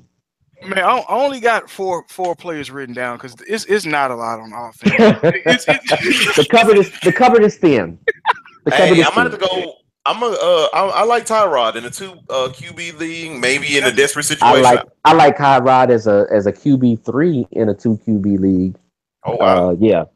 I like him. Don't get me wrong. I like him, but the system that they run, 500 rushing yards and 6 touchdowns. Yeah. That's exactly what Gillislee had. So if I can combine the throwing with a Mike Gillislee, I'll take that all day. And that's the thing. Their offensive philosophy is so conservative. They led the league in rushing the last 2 years. You know what they can do. But can I tell you this too? We also, what is the record we have? And we all have, and you got them 6. I got them 6 and 10. I got them 5-11. DeMarcus got them 4-12. You're gonna be behind in a lot of those games, and Tyrod has the necessary skills that can make up for garbage time numbers. But for me, that means that they're still going to stick to and be slavish to the plan. Oh yeah. And to me, I think that that's just going to bolster LaShawn McCoy's numbers. And what is LaShawn McCoy? I think he's going to have even more passes. I think he's going to have even more pass catches. McCoy die after every rush attempt. That's what I'm saying. He pisses me off, bro. Okay, well, let me ask you this then: who is it on Buffalo's offense that stays healthy for a whole season? Nobody, but I can exactly. So I mean, at the end of the day, we still splitting hairs. But let's talk about this also. Last year, when he was losing all his weapons left and right, Tyrod was still putting up decent numbers with bums at the wide receiver position. So we talking fantasy numbers, or we talking real world numbers? Because his fantasy numbers. Bro, you're not gonna tell me $3 grand and 17 touchdowns is decent numbers. No, not in today's NFL. No. Without the rushing yards, it wasn't shit. That's what I'm sitting talking about. I feel like what you said with Gillingsley, him being gone, it's gonna step it up, and he's gonna be running the ball more. A la, there go more fantasy points, more rushing touchdowns. He's still gonna throw for. He still got Clay out there. I don't think that Sammy Watkins in a career year, he's gonna kind of muster it up more often. So Clay's not being drafted. That's the only reason he's out there. He's and now the other part about it for me when it comes to the run game though is that I think that them fullbacks are going to get those extra carries. It's not going to be Tyrod. They still got Mike Tolbert there. They still got Patrick DeMarco there. I think those guys are going to get a more time rushing the ball. I'll bet this: Tyrod finishes in the top 13. 12. I'm giving 12. I'm giving 12. Top 12 in what? What? In fantasy numbers. For a QB? Yeah, I'll take it. Top 12. Yeah. That's you going him over players like Mariota, Winston, Dalton. Top 12? We're talking about all these breakout quarterbacks this year. You're telling me he's going to be top 12? That garbage time, man. He sneaks up and gets in there. I got him top 12. That's a landfill worth of garbage. If he's top 12, that means Sammy Watkins had a hell of a year. So I'm kind of with you because I'm all in on Sammy this year. I'm in with Sammy Watkins. When I thought about it, when I listened to the practice reports about what Sammy Watkins is doing and how he's trying to stay more healthy and more committed to dedicated to football. Same with LaShawn McCoy. What's our favorite thing to talk about? What kind of year is he in, my brother? Contract year. Do they have contract year player of the day? But do they have rubber mats on the floor in the shower at the facility? Because if not, don't do that. I'm just saying. Don't do that. Make sure they got the rubber mats, homie. I'm telling you. Make sure they got the rubber mats in front of the cold tub. All that. I'm just saying. But I love Sammy. I love Sammy to death, but that man cannot stay healthy. Said the same thing about Dez Brown with the foot issues, but Julio played through it though. There's a difference. Yeah, I mean Sammy came back. Yeah, he came back and tried to play, and he had a monster game toward the end of the season. But between the contract year, him being the only weapon there, and this is a guy that went before Odell Beckham, Mike Evans, Jarvis Landry, so we know the talent is there. What that mean? Tony Mandarich went before Deion Sanders, Barry Sanders. He clearly was known as the most talented receiver in that impressive receiving group. So I'm just putting it out there that he actually has the talent that should coincide with the fantasy value. I mean, he's going in the third round. Come on now. You telling if you draft a receiver in the third round and he finished top 12? Shit. If I draft a receiver in the third round, it will not be Sammy Watkins. I don't know about you. Right now, he's going at 312, so that's like the last pick in the third round. I'm all in on it. If I can get him at the swing right there, I can't do it. I'm all in. I'm all in. Like I say, he's also one of my keepers. This guy's the reason why I'm really letting go of T.Y. Hilton. Because not only his schedule. Well, no, Andrew Luck is the reason why you letting go of T.Y. Hilton. But it's also the talent, though. If I didn't believe that he was a more talented receiver than the 5'8" T.Y. Hilton. And you know what? He is a more talented receiver, but T.Y. Hilton is much better at getting yards than Sammy Watkins. Because he has a more consistent quarterback. And you know what? But you know what? Actually, really, he doesn't. What you mean? Andrew Luck is good. Andrew Luck stay hurt. Andrew Luck stay hurt. But he still peppered Tyrod. T.Y. Andrew Luck 7 points a game for T.Y. Hilton. So I get what you're saying, but the fact that I know Tyrod should be there day in day out, then Sammy Watkins and his talent, I really feel he can easily get you 1,200 So yards and 9 who's touchdowns. Tyrod's favorite target? It's going to be Sammy. Sammy when he's healthy. You saw the connection. You saw the I've connection. I've seen the connection with Charles Clay. Yes, quite often. No, but I saw the connection. Charles Clay, I feel like Charles Clay is capped at like 70 catches, 750 yards. I don't think he's going to explode for 1,000 yards. I'm gonna tell you right now. Oh, I mean, I'm not tripping. The numbers that you just dropped out there is marvelous for a tight end. So that's fine with me. That for a tight end that's not being drafted. But I'm just saying, when you're talking about looking at just what they're going to get you from a fantasy standpoint and stuff like that, I mean, I want to be all in on Sammy, but I just don't see him doing it for 16 games. They got to get paid. They got to get paid. And I feel that, but with Sammy's history and stuff like that, trying to go out and get paid might get him hurt quicker. I'm just not sold on him from an injury standpoint. The kid is talented. Look at the I'm a Florida State fan. I'm a Florida State fan. I watched that man light my team up like a Christmas tree for years. But I'm just not sold on him from a injury standpoint. I mean, the injuries are always a concern, but that's even with Gronkowski. I mean, nobody really trusts Gronkowski. Hey, I didn't say nothing about Gronkowski's 18 touchdown catching behind. I didn't say nothing about him. That wasn't me. That was the other Marcus. I said how many? What? How many touchdowns? Look, every time we bring it up, I'm gonna add touchdowns to it. We talking about Rob Gronkowski and his 23.5 touchdown catching ass. That's what we talking about. I'm the old man that like to make them fishing stories. Rob Gronkowski, that dude that caught 32 touchdowns this year. That dude. 35 touchdowns this year. I'm telling you, thank you. I just feel like I'm gonna throw a beer at you when I see you again. Oh, not a full beer, man. At least I may drink it before I hit my face. And I'm gonna make sure it's like Natty Light or something like that. Enjoy that. And it's gonna be warm. When I look at Sammy Watkins and some of the people that he's going, you know what I'm saying, that's going after him, I still feel like he has the most talent. I mean, we're talking about guys that's going after him right now is Doug Baldwin, Terrell Pryor, Alshon Jeffrey, Allen Robinson. I feel like Sammy Watkins. I'll take all of them except Jeffrey. I feel like he's more talented than all of them. And then he is, but talent doesn't translate into production all the time. Yes. I'm not denying the man's talent. I'm just questioning his ability to produce. Yes. But it's always that second year after the foot injuries that people break out, just like Dez Bryant and just like Julio. Look at the trends. You probably mailed him a 4-leaf clover in a card and told him to keep it in his locker so he can stay healthy because you got him on your fantasy team. So I am banking on him. Okay. So that's where the bias is coming from, right there. Slightly. He's trying to get that mojo going. Tell me this, right or wrong? Do you feel that Jordy Nelson is going to have a better year, his second year coming off the injury, than he did last year? And look at what Jordy did last year. Talent-wise or production-wise? Production. No.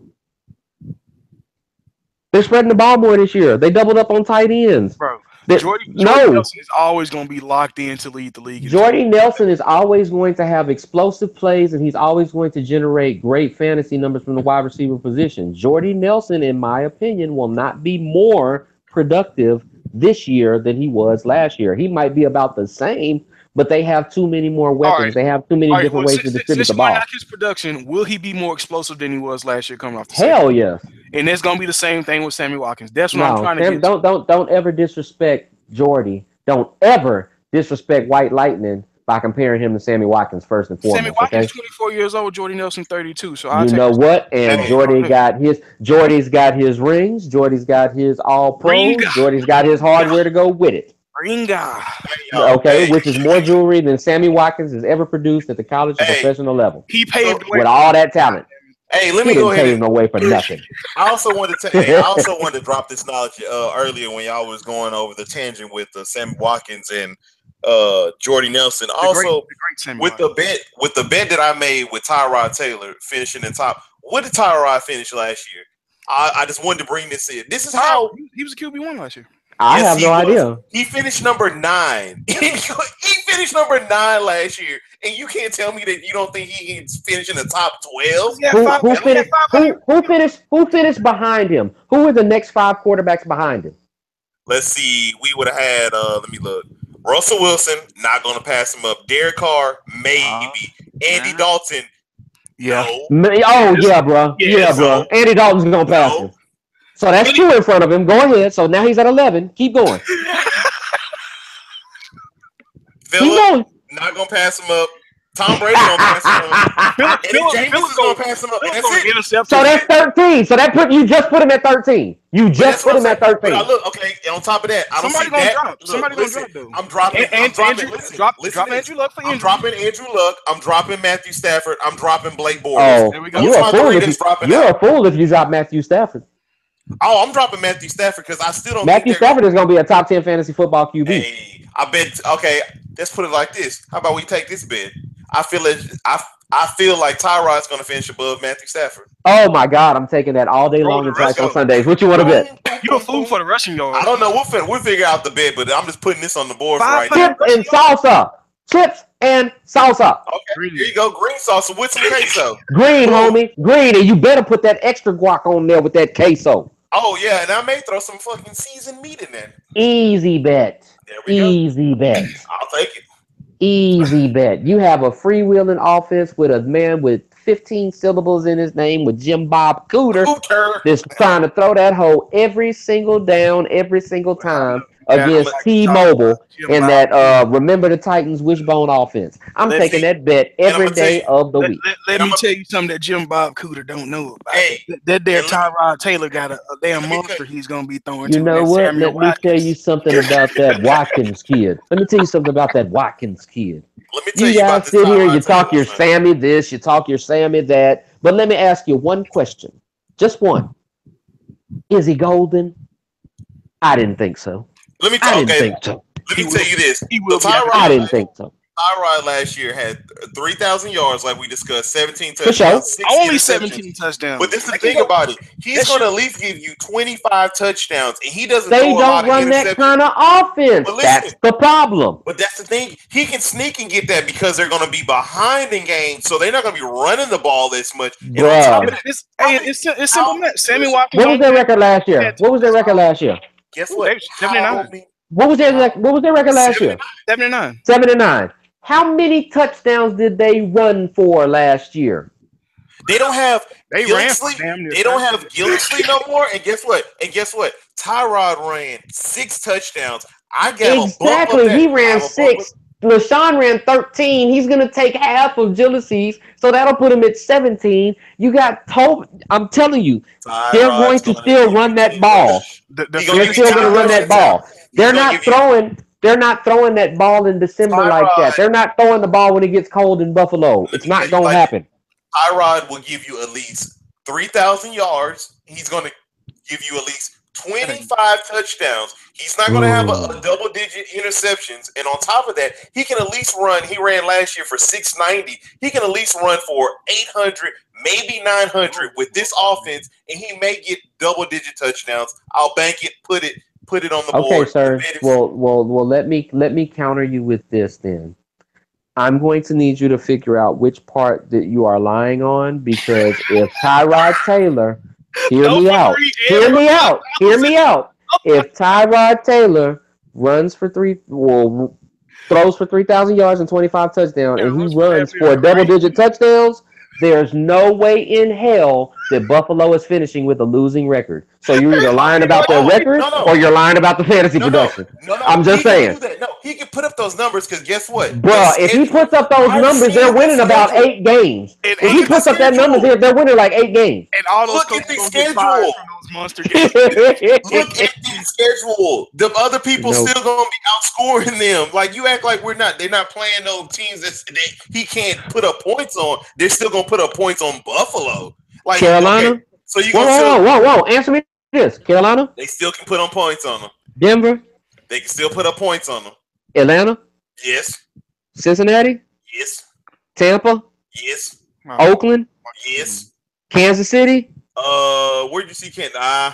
Maybe. Yeah, right before they play New England. At Kansas City, New England, the Colts, Miami, back to New England, and then back to Miami. They're not putting up them kind of numbers, bro. Watch y'all skip over the Chargers and Joey Bosa like that. I did that on purpose for both of you bastards. I did that for both of y'all. You know what? F that lightning bolt. I don't need no goddamn lights. I got candles. Fuck that lightning bolt. Let's go Go Sammy Watkins. I'm cheering for you, my man. Oh my God. Moving on to the New York Jets. I got the big zero on my paper right here. Man, we don't have to You, talk about the Jets. you Honestly, this should is the be pistol fantasy. whipped. You should be stoned. I How got the dare I y'all? got How dare both of y'all? I can't. I don't even want to talk about the Jets. I can walk away from the segment honestly and come back. oh, there's How nothing to talk dare about other both than of y'all? Jamal Adams, and he just got hurt at practice today. So that's like How dare both of y'all? Maybe Matt Forte. I don't know. Don't you ever disrespect Matt Forte by not speaking on him. That's um, it. hey, Matt unless it's Forte. Bilal Powell, I don't want nobody. Oh, and then what's his name? Maybe maybe Nunwa, Quincy in maybe. the 10th. I like Quincy in the 10th, but those are only two I'm I don't going. even want to talk about their record. This is talk about the fantasy implication. Nunwa, Oh, if oh, he's oh, gonna oh, and 16. We can start there. Yo, man, whoa. Time out, time out. Who's playing on the Jets? We could go Does out there does and probably does start on the Mister offensive line. does Mr. Powell still play for the Jets? Oh yeah, he does. Oh, you know what? I did sleep on that. No, Take I Because away just from that's both over a for thousand yards from Forte. scrimmage. I mean, dude is a sleeper. He's not like the bell cow, but he'll get you points in a And pinch you as a know RB what? two, that's why I RB said his three. name. Yeah, And you he know what? going in the 6th round. Like I Can y'all say, hear me? Bilal Powell or Nunwa. That's about Can it. And you I hear got me him at right now? 150. I got him at 115. Let's talk about this, y'all. Who's the I kind one? of, I kind of wish Bilal Powell would leave and go to the Giants. He's the type of running back Nope. they need. He can go between the tackles. He can catch out the backfield, and he stays healthy, and he can carry the load, in my opinion. DeMarcus. I like Bilal Powell. I mean, Bilal The, Powell is very good. I watched him enough years oh because yeah, I he's had the solid. Don't Giants. get me wrong. DeMarcus, you asked me who I had them beating, right? In this yeah. 1-15 Being the season. Jets. I mean, being the I have Giants. them I have them winning their game on Christmas Eve, sir. Oh my lord! The chart. Why is the Chargers Why always are you gonna do the on this Chargers like that? Stop podcast? being rude. That is so disrespectful. He asked me who I had them beating. Literally, that's the only game I have them winning is against the Dang, Chargers the at home Chargers. on Christmas Eve. It's at home on Christmas Eve. It's Philip the Rivers. Jets. It's the Jets, man. It's That's all I it's gotta the say. snow and the cold. Bilal Powell runs for 145 total scrimmage yards and 3 touchdowns. They pull off the win, 21-19. I'm just saying. I get that, but Austin Severi and Jenkins is gonna be. Nah, I'm bullshitting. Yeah, yeah, yeah. Stab Christian yourself Nunwa, in the ear. if you feeling Stab bold, yourself. you can take a Christian Nunwa. He may sneak up and Ooh. have. 10th round is damn good value. Yeah, For somebody I give it to him. He may luck up and have He could a be a decent free agent game. pickup. I don't even think he'll Oh go that dang! high. Ooh, Bro, I okay. mean, you got to look at it on the law averages, man. There are so many wide receivers to be had. You're right. Oh, You're right. And we haven't even gone to addressing like rookies and their impact and stuff. Like there's literally a truckload of wide receivers to be had. In that offensive situation with that quarterbacking situation, there's literally no wide receiver that I would trust on that team. Literally none. Their best receiver, the way they are currently constructed, is Bilal Powell. Yeah, you're right. And that's the end of the Jet segment. Thank that's you the all for coming out. God bless and good night. that's Y'all have Yeah. a good night. that's the end You of know what the I'm saying? Jets in general. I mean, they in full. I never seen an NFL team tank like the Jets are about to tank this year. Bro, let's not even give the But you know Jets the any funny part about it is justification. I don't even contribute that to being a tank. I just think that they're not good enough to compete with the rest of the NFL. Like they are college-ish. Uh, I mean, I look at mean that they coach. The coach don't even know how the hell he still ain't get fired this well, past you know, offseason. the coach I think is getting a little bit of a raw deal with all this transition and the way that they're doing stuff. It's just one of those situations where as an organization, as a front office, you're basically telling your Meadowlands faithful to be patient with us. They just have to rebuild, literally. Like they have no other choice but to Yeah, rebuild because they literally have. I Matt mean, Forte okay, and well let's look at it like this. Let's look at it like this. Uh, I on the can't believe we still offensive talking on about the these offensive folks. side of the ball, what do they have that's a building block? What do they have that's to Bilal build Powell, around? maybe. They But is have a that who you build around, or is that the dude that's just unfortunately going to yeah. transition and have some pretty good Chrissy seasons until they get the Quincy real talent in? Quincy, a new one, really has. He really had flashes last year. I mean, That's he about could it. really be a talent. Yeah, he did. But is that a cornerstone to No, build Nope, around, or they don't somebody have no just? cornerstone to build he's And around that's because what it I'm shows the saying. he's a quarterback. They fourth have some ring pieces out. on defense that they can build on and work with, and they have some talent on that side of the ball. But Like that's their even offense is deplorable. And it's even an embarrassment that Geno Smith left and got in shape with your rival. Bro. You couldn't get your starter to get in shape, in football shape. He left and went to the Geno Giants and got in Smith, shape for a backup. dude, he's so trash, man. Oh man, Geno. Well, let me ask this then, and we'll get off the Jets. Just go to division in general. Uh, Most important fantasy player and biggest sleeper in the AFC East is for each one. Mm, mm, For Gillisley. for me, the most Gillisley. important fantasy player is Oh, you gonna said be important? You said important? most important is gonna Most be Tom important fantasy player, and then your biggest sleeper in the AFC East from a fantasy perspective. Sammy most Watkins. Sammy Watkins, for the simple fact is Is your his sleeper or your most important player? well, we talking about most important of overall the whole division. Like I'm trying to see most important to their team. No, most important player from a fantasy standpoint in the entire Tom division. Brady. Oh, Tom Brady, because I told you he dropping that 45. Pop, pop, pop. He dropping them. He dropping that 45. And my sleeper is Gillingsley. I feel like Ladies Gillingsley. and gentlemen, please say no. Just say no. This is what drugs does to your mind. You get this 45 touchdown Tom Brady thing. It's That's gonna be it's okay. gonna be Okay. Yeah, James Tom, White. yeah, Tom Brady the most important, and the sleeper. Yeah, I'm gonna have to go with my boy Sammy. Y'all already know Sammy, yeah. How about Sammy? I'm expecting to bounce back big time, and he will finish as a receiver one. I guarantee that. I lied. My sleeper is Tyrod Taylor because he's gonna finish above Matthew Stafford and he's Crack, gonna finish in top crack, 12. Wonder Twin crack, powers activates. crack, crack, Assume the quarterback receiver combo of the AFC. Yes, sir. Wonder crack, Twins activate. They them boys about to take crack. off.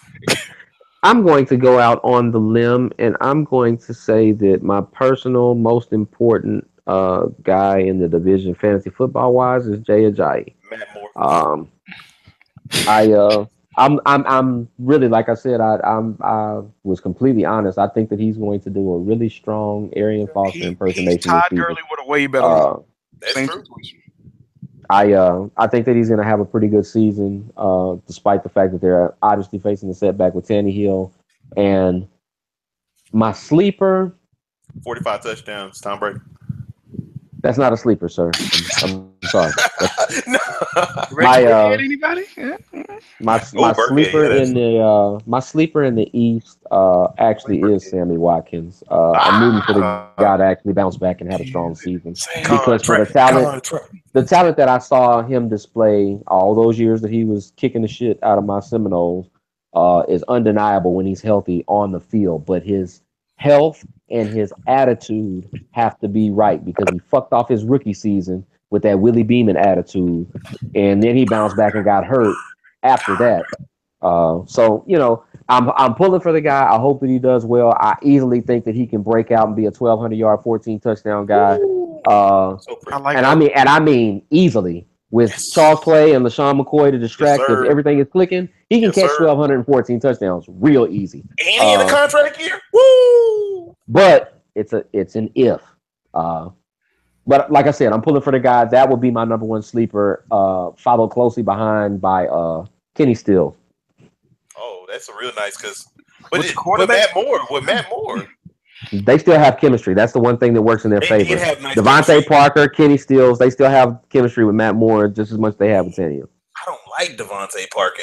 Ugh, man. I'm interested in seeing if he can take the next step because from a physical tool and He has skill a set oh yeah, he has standpoint, a Devontae is incredible. yeah, If he he's a can get his beast. mind right and get in the game, get that focus, that will be a game changer for the Dolphins.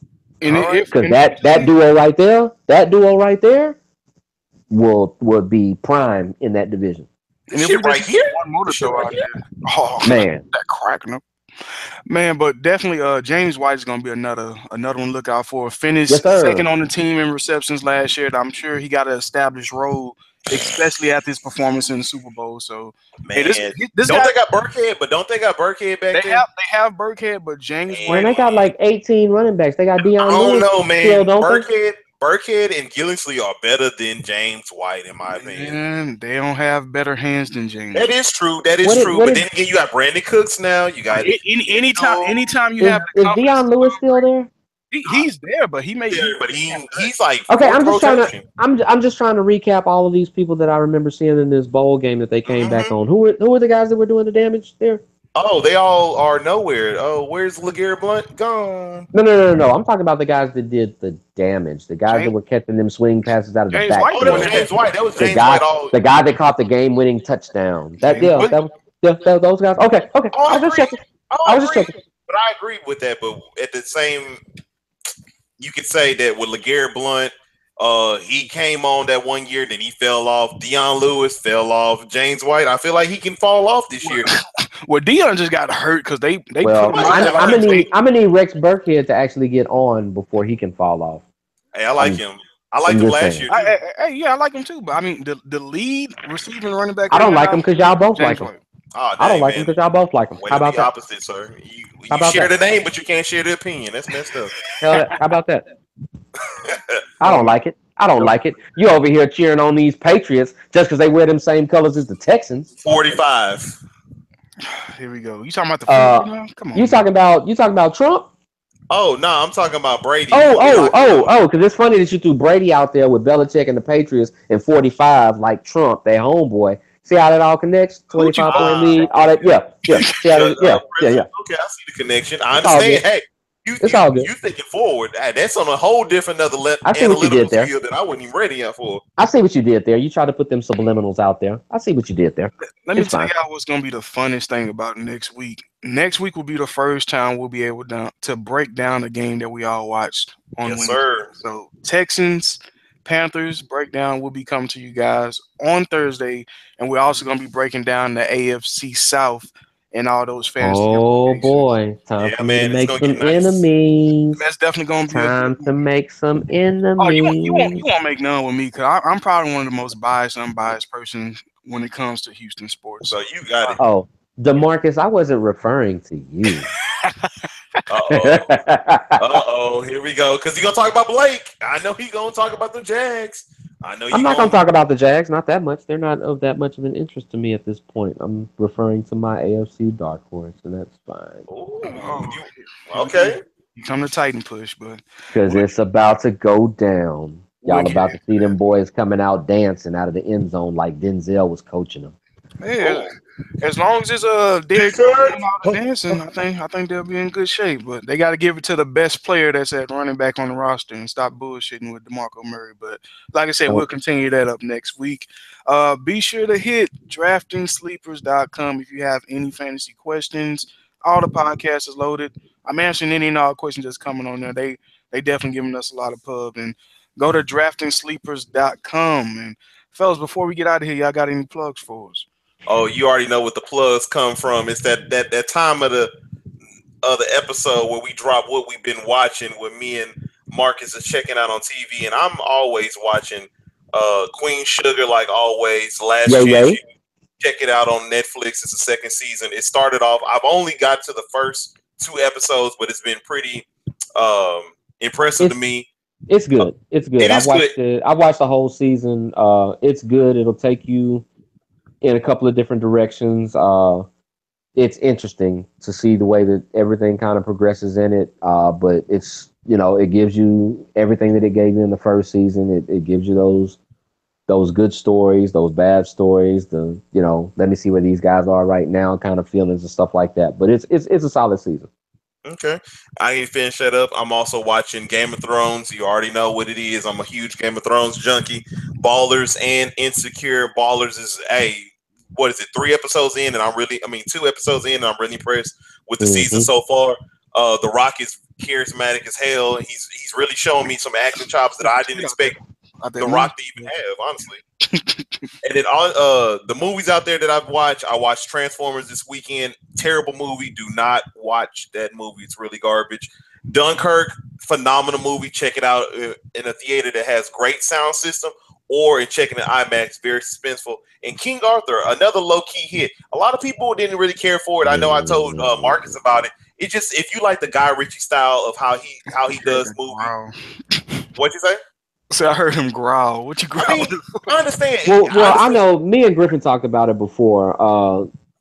He enjoyed it. I thought it was cool for what it was, but I didn't care for it as much as I did the version Oh, that the Clive had Owen one is so Clive better. Owen. Yeah, I Yeah, he like that held it one down. better. It's not a bad movie, but if I got to compare movies, I'm going to take the one that they did with Clive Owen over this one. And again, it's like he said, it's if you like the Richie style, then it's cool. That's all. That's all. That's all I got to say about it. I'm a fan of Jax Teller. Keeping it Yeah. 100, and then I also just love Guy Ritchie. So hold it down. There we For go. me, I'm pretty much watching just about everything that he's watching. Adding on, because I'm really impressed by this Black Girl Magic movement that they got going on.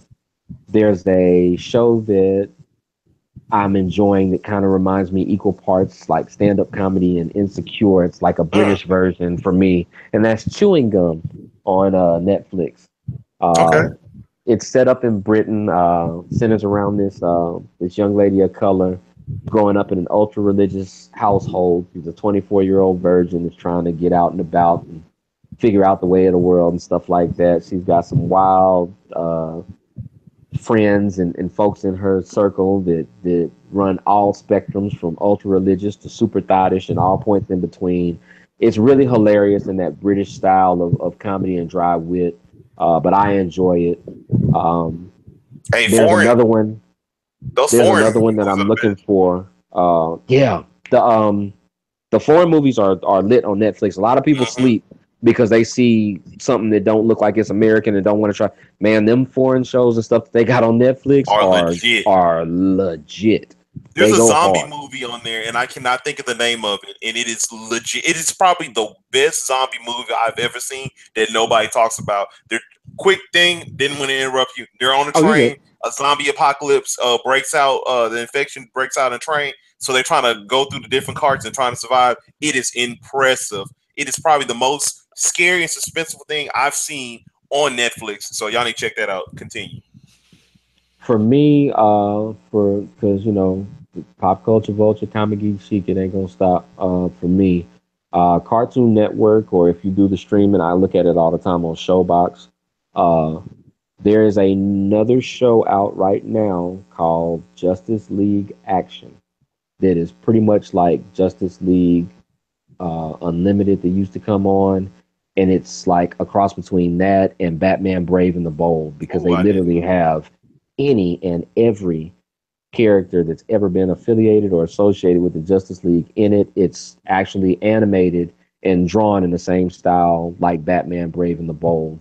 Uh, but it's really, really good. And they go through and they give great what I call jump on stories as far as being able to learn about characters for people that may not be into it and stuff like that. One of the last episodes that I just saw was Mongo kidnapped the Joker uh, and had him on his warship, and they went to try to rescue him.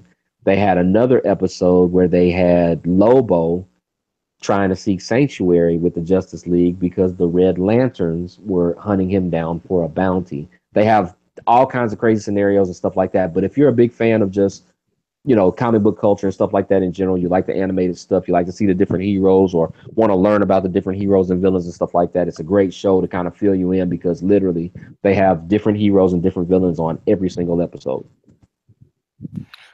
No doubt, man. They giving you, they giving the people a lot to go out there and watch, man. Y'all listen to these two brothers. They very knowledgeable on what they watching on TV.